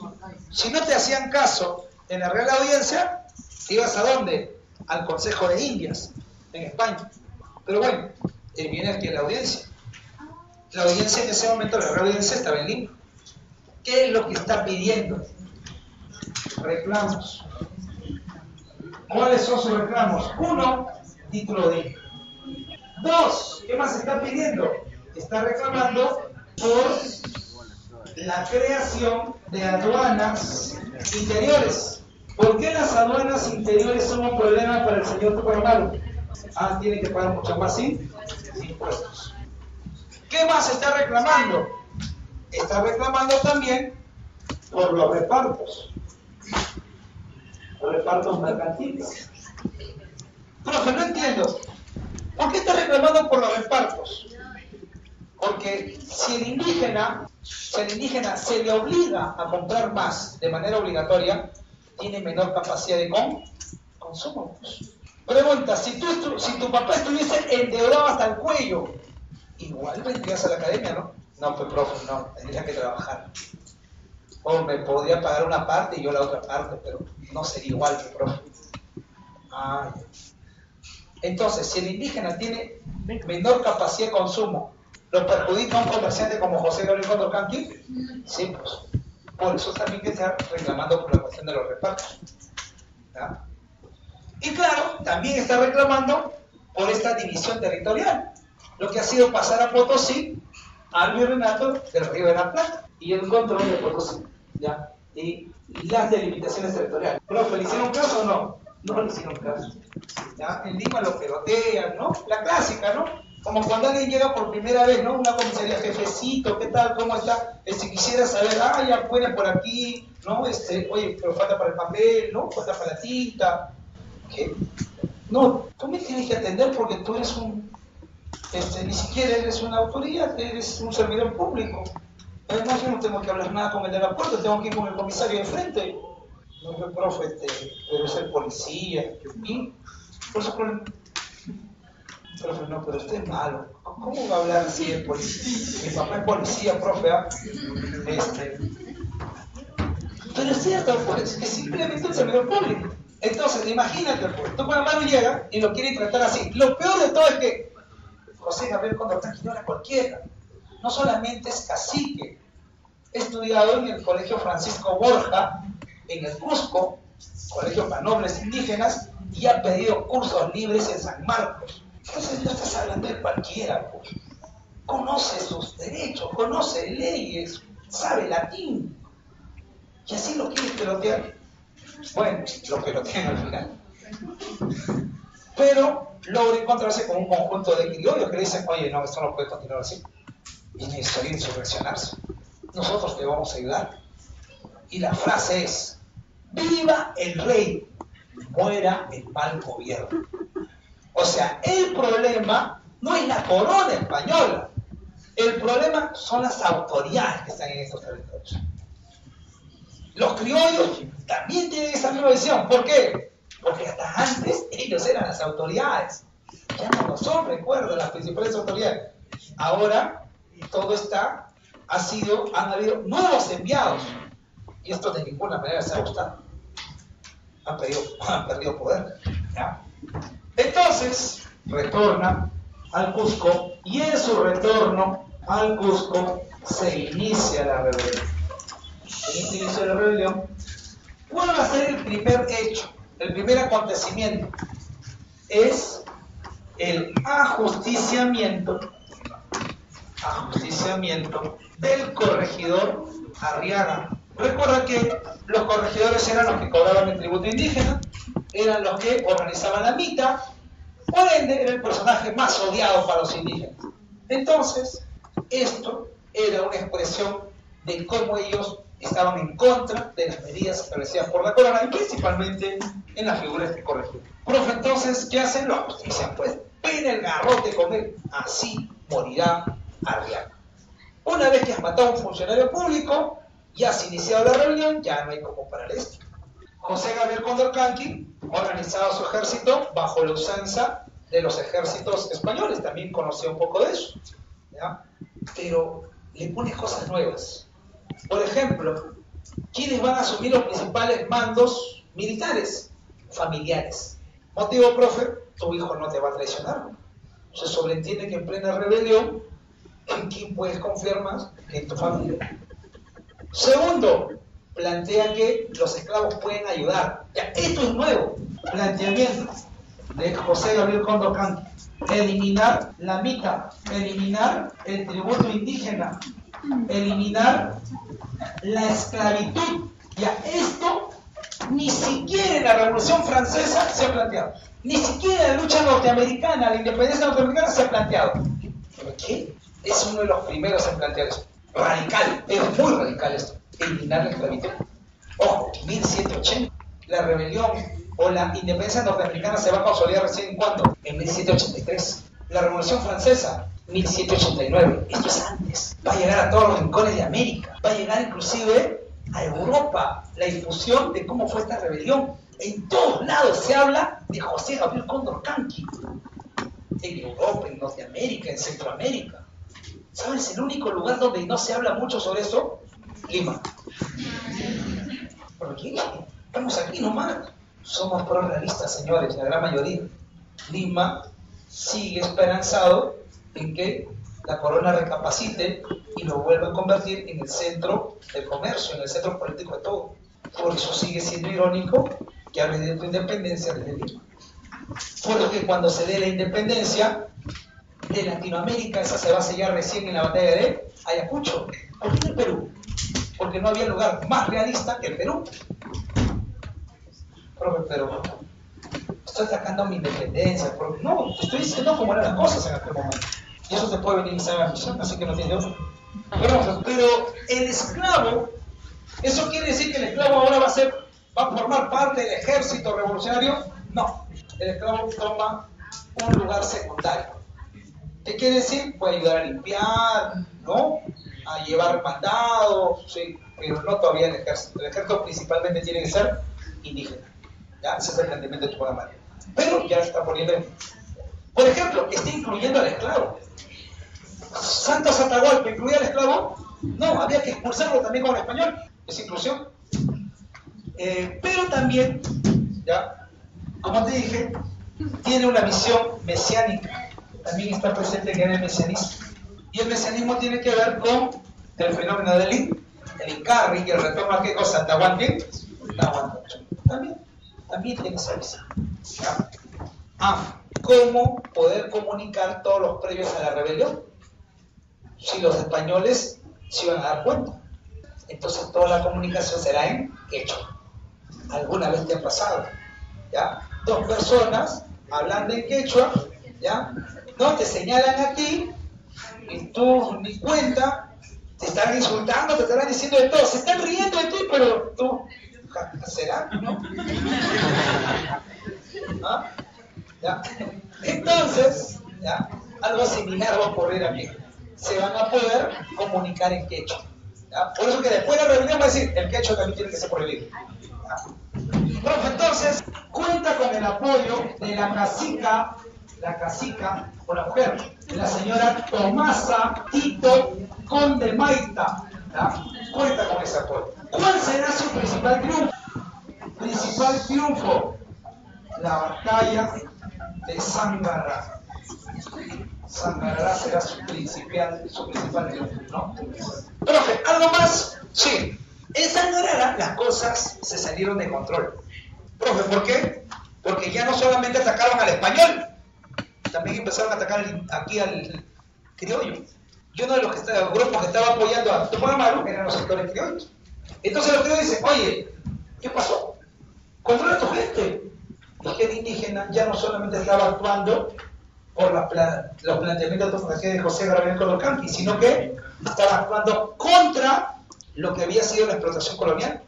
Y la iglesia había estado metido dentro de este proceso de la explotación colonial. Entonces se mandaron también quemaron iglesias. ¿Ya? Se mandaron así. Eso entonces, de alguna manera, dividió al bando. A partir de ese momento, parece que la rebelión de Tupac Amaru se salió de las manos. Se pasó entonces, para algunos, de la rebelión a la revolución.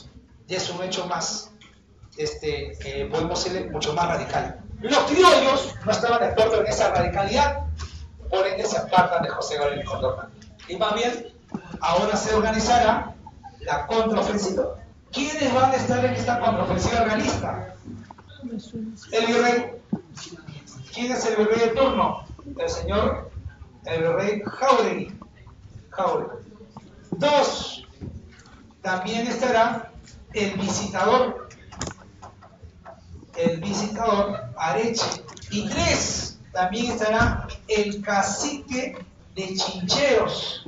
¿Y quién es ese cacique de Chincheros? Se llama Mateo Pumacahua.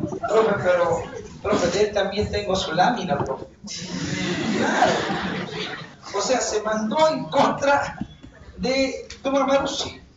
Y también muchos, ¿ya?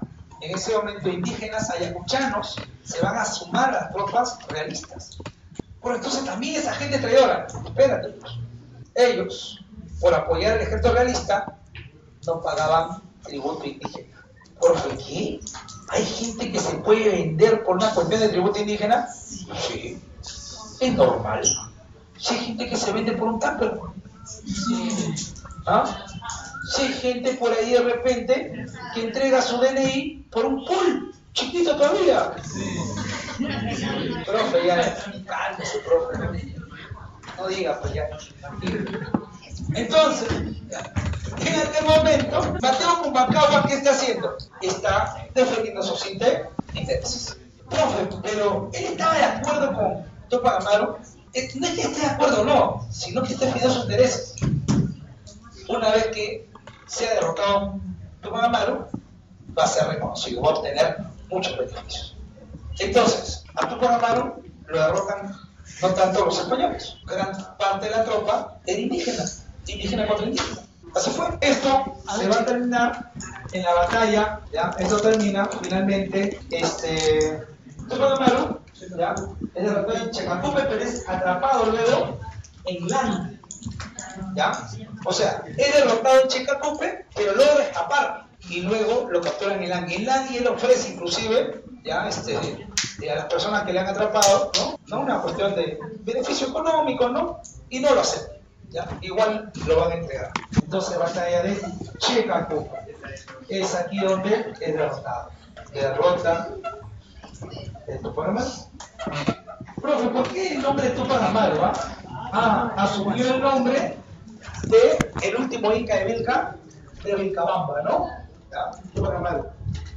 Luego de Checacupe, entonces, como dije, se da su captura en Mangui y tendrá que ver, el horror de cómo van a eliminar progresivamente a su familia.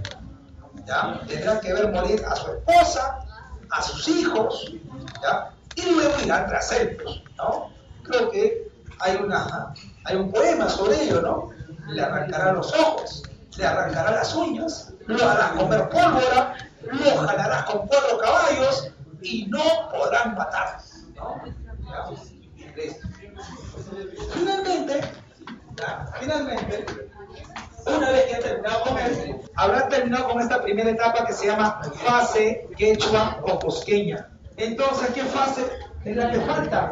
La fase aymara. La fase quechua ha sido en 1780. La fase aymara es en 1781. Esta va a ser protagonizada por Julián Apaza. ¿Y quién es Julián Apaza? Conocido bajo el apelativo de Tupac Katari, los cataristas. ¿Ya? Tupac Katari. También estará uno de los hijos del señor José Gabriel Condacán. ¿Ya? Profe, pero esta rebelión también será sometida, sí, en el año 81. Pero hace un tiempo atrás, ¿ya?, se evaluaba esta cuestión de las independencias. Tú sabes muy bien que para el día de hoy, todos en América Latina, todos, ¿ya?, o la gran mayoría, ¿ya?, de los países en América Latina ya celebraron su bicentenario. ¿Qué quiere decir? 200 años de independencia. El único que le falta se llama Perú. ¿Ya? Nosotros recién para el 2021. Profe, no, pero es la llegada de San Martín y con eso prende todo, profe. San Martín llegó a Chile, año 18, y ellos no van a celebrar el próximo año su centenario de la independencia o su bicentenario. Ellos lo celebraron en el año 2010. Profe, no, pero se adelantaron, ¿no? La gran mayoría ha celebrado entre el año 2008, 9 y 10 su bicentenario. Inclusive Bolivia, en esta última etapa, de hecho, ellos dicen, sí, nosotros también estamos en ese proceso, pero nuestra independencia, nuestro grito de libertad, no fue para los años de 1809, 8, 10, no. Nosotros reivindicamos a Tupac Katari. O sea, para Bolivia, ellos son la semilla de todo el proceso independentista. Pero eso no es nuevo. En el Perú, en la década del 70, se había hecho algo similar. Y en el Perú, en la década del 70, se había establecido que los inicios, la semilla de toda la independencia a nivel latinoamericano, estaba en el Perú. Y se llama Tupac Amaru. Así se iniciaban los libros de historia del Perú de tu papá. Porque no, San Martín. Pero San Martín siempre fue la gran figura de la independencia. No, es recién a partir del siglo XX. Pero siempre hubo parada militar. Sí, no. Pero no, es que todos siempre entendían que los brazos abiertos, las marihuanas. Pero yo el colegio. ¿Qué pasaría si tu profe sale con un polo rojo, con la cara de Tupac Amaru y se cuadra aquí al frente de la comisaría? Ah, terrojo. La clásica, ¿no? ¿Qué? ¿Tupac Amaru era terrojo? No, profe, pero tiene que ver con el MRTA y todo eso, ya. Pero, normal, pues, es que ha sido, ¿no?, satanizando este tipo de figuras. Los he puesto aquí prácticamente, o sea, profe, entonces realmente, cuando tú compras tus láminas, ¿ya? ¿Recuerdan, no? Tus láminas aquí, tus héroes de la independencia, morenos, no. Indígenas, uno que otro, ¿no? Son blancos, profe. Es que usted no sabe, no se da cuenta. La gran mayoría de nosotros somos blancos, profe. Si usted se da cuenta, mira a tu compañero, raza aria, ¿sí o no? ¿Ah? ¿Parece alemán, sí o no? Míralo. Profe, no, eso depende cómo se ha escrito tu historia. ¿Ya? Profe, entonces, consecuencia, a ver, primera consecuencia, a ver, se eliminan, ¿qué se eliminó? Se eliminan de los corregimientos. y fueron eliminados y fue reemplazados ¿por qué recuerdas? Por las intendencias. Y aquí hacemos la diferenciación. Una intendencia es un territorio mucho más amplio que un corregimiento. Profe, ¿cuál es el objetivo? Creo que algo de esto te expliqué cuando estábamos hablando de política. En el caso de política en virreinato. Profe, ¿para qué? Para controlar un mayor territorio y tener casi el mismo peso que la capital. ¿Para qué, profe? Para reprimir a los movimientos. Por ejemplo, como te tocó la frente, había que darle mayor poder a las provincias. Un intendente es como un presidente regional. Un corregidor sería como un alcalde. ¿Quién, entre comillas, tiene un mayor poder?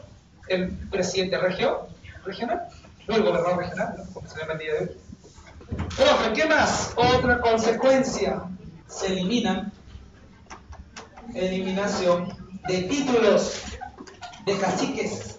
Profe, ¿por qué eliminar el título de los caciques? Peligroso ese título. ¿No? Recuerda que Tupac Amaru había sido cacique. ¿Qué más? Se prohíbe el quechua. Claro, habían estado hablando de la revolución y nosotros ni cuenta nos habíamos dado, dice. Entonces, esto es peligroso. ¿Ya? Hay que eliminar el quechua. ¿Qué más? Los comentarios reales de los incas pasan al índex. ¿Qué es el índex? La lista de los libros prohibidos. ¿Ya? Es un texto diabólico de ahora en adelante, los comentarios reales. Profe, ¿qué más? Y también se crea la Real Audiencia. ¿De dónde, profe? La Real Audiencia del Cusco. ¿Y quién va a presidir la Real Audiencia del Cusco? El brigadier general del Cusco, la máxima autoridad militar del Cusco. ¿Cómo se llama? Mateo Pumacahua. Mateo Pumacahua. Entonces, consulta, ¿Mateo Pumacahua había salido fortalecido de la ruta de Tucumán o no? Sí. Pero más tarde se va a revelar, 30 años después, va a estar metido en lo que vas a llamarle las conspiraciones criollas. Las conspiraciones criollas se están dando entre fines del siglo XVIII y los inicios del siglo XIX. El contexto, nuevamente, ¿no? Algo similar, tiene que ver con la primera revolución industrial. Contexto. Estamos en el contexto de la primera revolución industrial.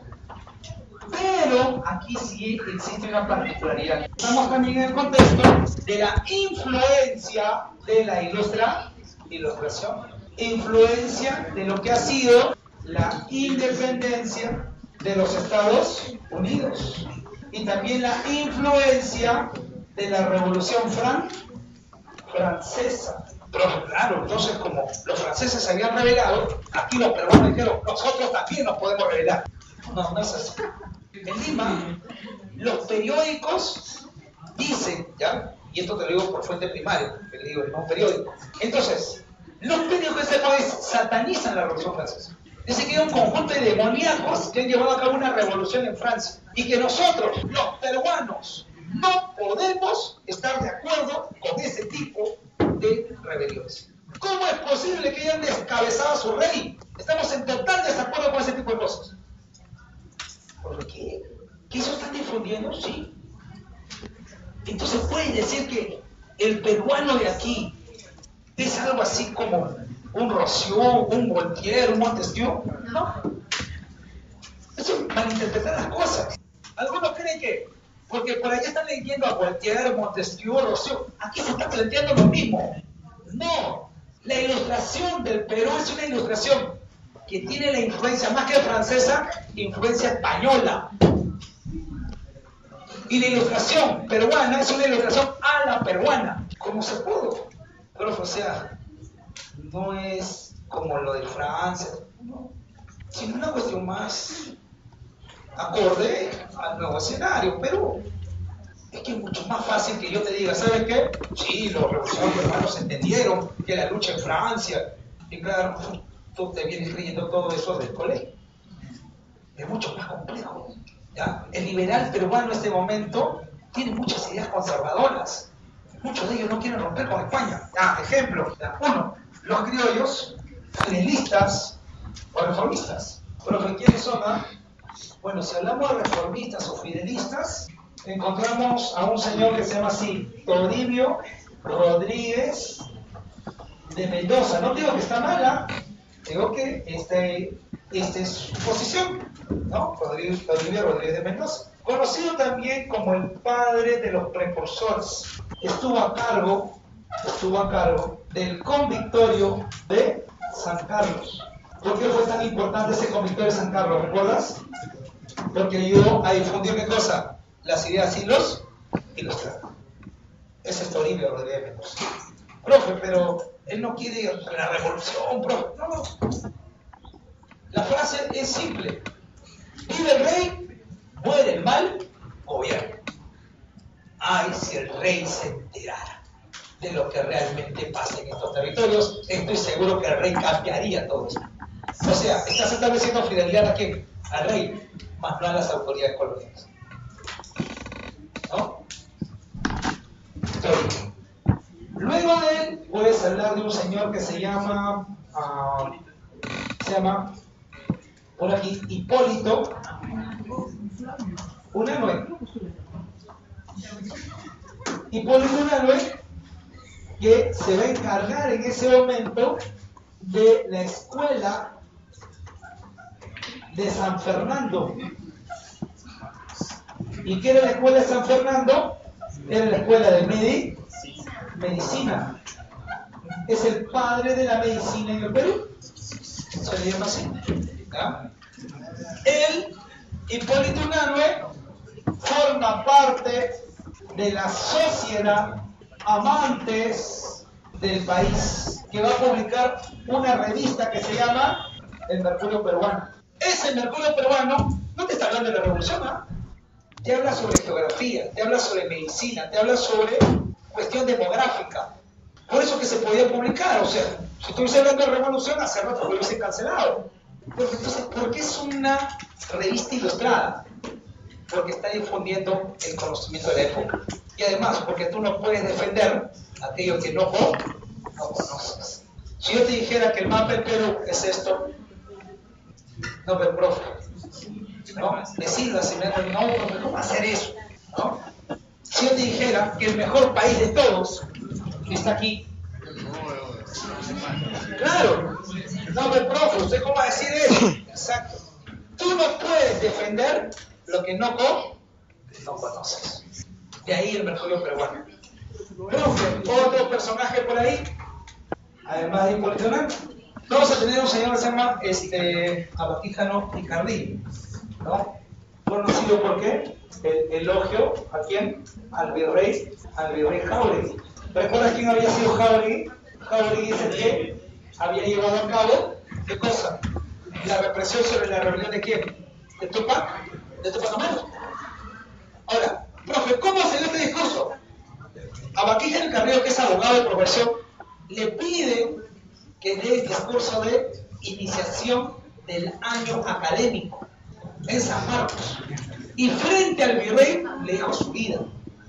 Elogió al duque Jáuregui, no era un elogio, ¿ya? Prácticamente despotricó del gobierno del pobre Jáuregui, ¿no? Que tuvo que aguantar el discurso. Profe, ¿qué más? Forma parte de la misma sociedad amante del país. O sea, también escribió ¿en dónde? En el Mercurio Peruano, ¿ya? Agrega eso. Ahí tenemos a los fidelistas, dos.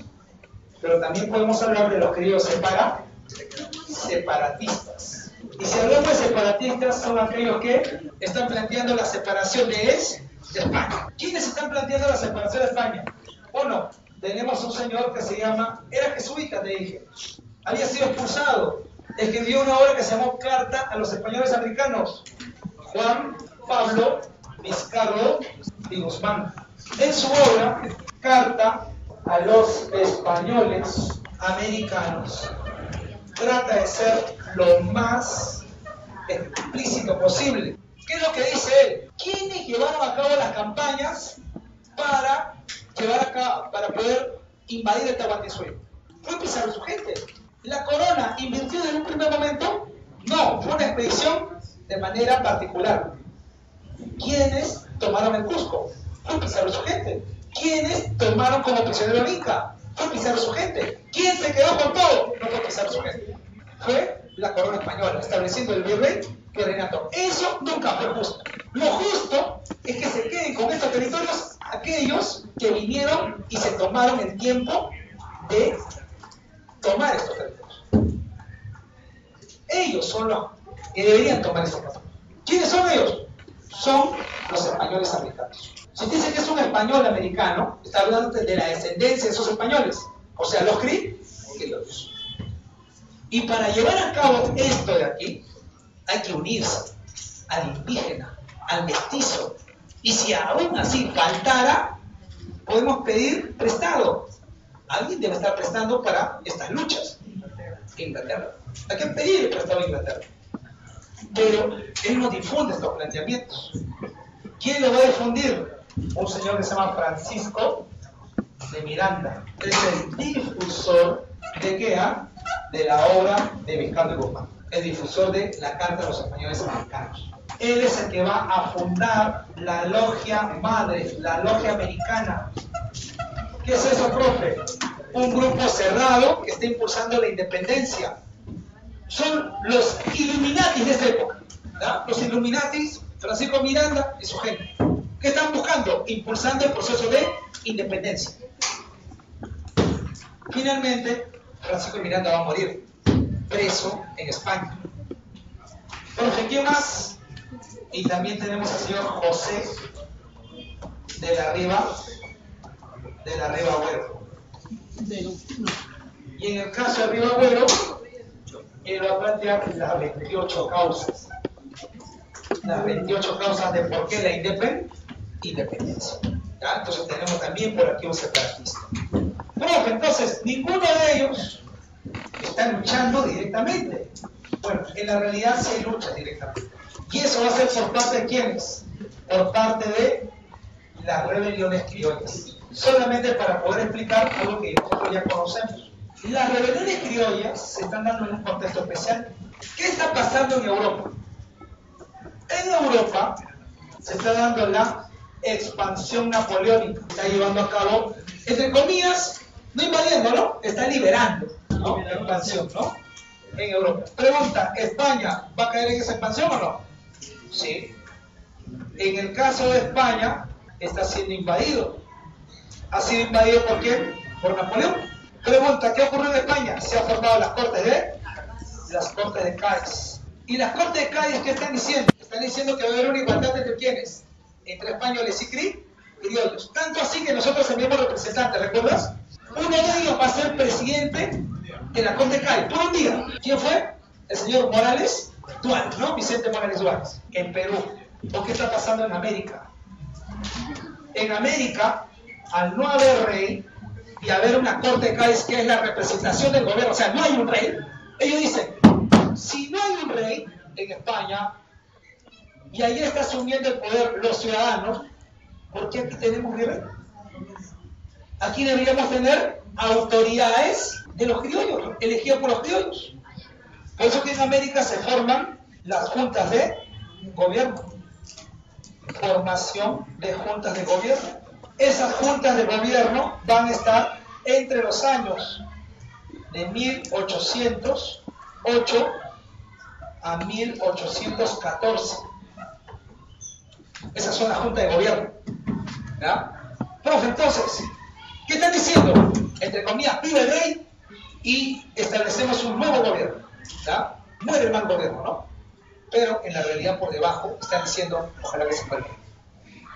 Queremos asumir nuestro propio control territorial. En todos lados se está formando junta de gobierno. Las primeras, México, 1808. Por ahí, 1809, La Paz, Chuquisaca, Bolivia. 1810, tenemos a Buenos Aires, tenemos a lo que es Santiago, tenemos a Bogotá, tenemos a Venezuela, o el caso de Caracas en ese caso. O sea, todos están formando juntas de gobierno.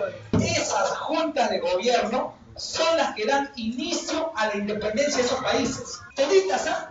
O sea, ¿por qué Chile celebra en 1810 su bicentenario, o el 2010, digo? Porque ellos toman en cuenta que con la junta de gobierno se inicia su independencia. ¿Por qué Bolivia en el año 2009 ¿Por qué? Ellos entienden que con la Junta de Gobierno nace su independencia. ¿Por qué México en 1808, o sea, en 2008 están celebrando su bicentenario? Porque entienden que la Junta de Gobierno lo es todo. A partir de ahí arranca su independencia. Pero aquí no está. Profe, ¿pero por qué? Lo que pasa es que en el Perú está el virrey Fernando de Abascal y no va a dejar que se pueda establecer una junta de gobierno. Bueno, en realidad sí se pudo hacer al final. 1811, Tacna, rebelión de Tacna, dirigida por un señor que se llama Francisco de Sela. A esto se le llama también el primer grito de libertad en el Perú. O sea, si ellos están reivindicando estos años 1808 a 1814, mínimo por Perú, 1811, por tantas cosas. O sea, tu héroe debería ser mínimo Francisco de Sela, si no ha sido tú por amar. Pero ¿sabes qué? No era Lima. Como la historia del Perú se escribe desde Lima, esto no importa. 1812, Huánuco. Huánuco, aquí tenemos al señor Crespo Castillo. Inclusive, una gran cantidad de indígenas en la rebelión, pero tampoco vale. ¿Por qué, profe? Esta rebelión de Huánuco llegó hasta Puno, pero no vale porque no es Lima.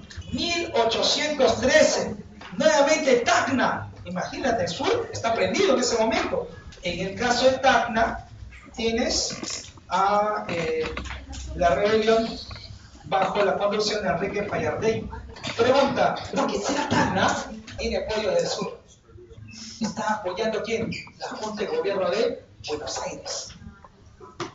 Quiere ingresar por algo que se llama Alto Perú. El día de hoy le llamas Bolivia.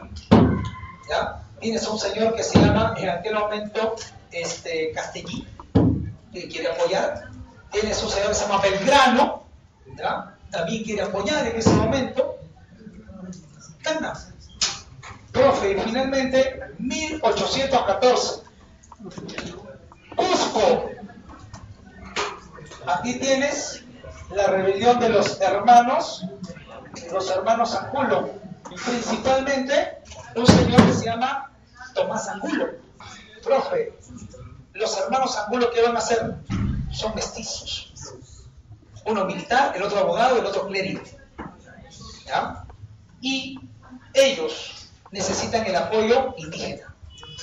Entonces, ¿quién puede dar apoyo indígena? Mateo Pumacahua. Profe, ¿qué? ¿Sigue vivo? Sí. ¿Y de anciano se volvió revolucionario? Sí. Motivo, profe, está en declive el virreinato. En cualquier momento surge lo nuevo. Y con lo nuevo, él va a perder todos sus beneficios. Mejor embarcarse en lo nuevo. Pero en ese proceso, te las juegas todas. Finalmente será ajusticiado una vez que pierda. Pero algo más. Esta rebelión llega a todo el sur andino. Llega hasta Arequipa. Y en Arequipa tienes a un poeta que va a morir. ¿Cómo se llama? Vamos, en esta época Vallejo no. Se llama Mariano Melgar. Oye, pregunta. ¿Dónde están gran parte de las rebeliones? Sur andino. Consulta. El día de hoy, cuando tú hablas de luchas sociales, ¿dónde está gran parte de la zona, entre comillas, de insurrecciones, rebeliones, de tomas? Sigue siendo sur andino. Es que no logró apoyar sus reivindicaciones. Profe, pero en todo el Perú no hubo junta de gobierno. Mentira. En Perú sí hubo junta de gobierno. ¿Dónde? Cusco. Junta de gobierno provisional. ¿Quién fue su presidente? Provisionalmente fue Mateo Pumacahua. Entonces, si toda Latinoamérica dice que su junta de gobierno es el inicio de su independencia, ¿cuál debería ser el inicio de nuestra independencia? La junta de gobierno de 1814 en Cusco. Pero hay una diferencia. No es Lima. Entonces tendremos que esperar a Lima. Por eso, 2020-21. ¿Cómo se lo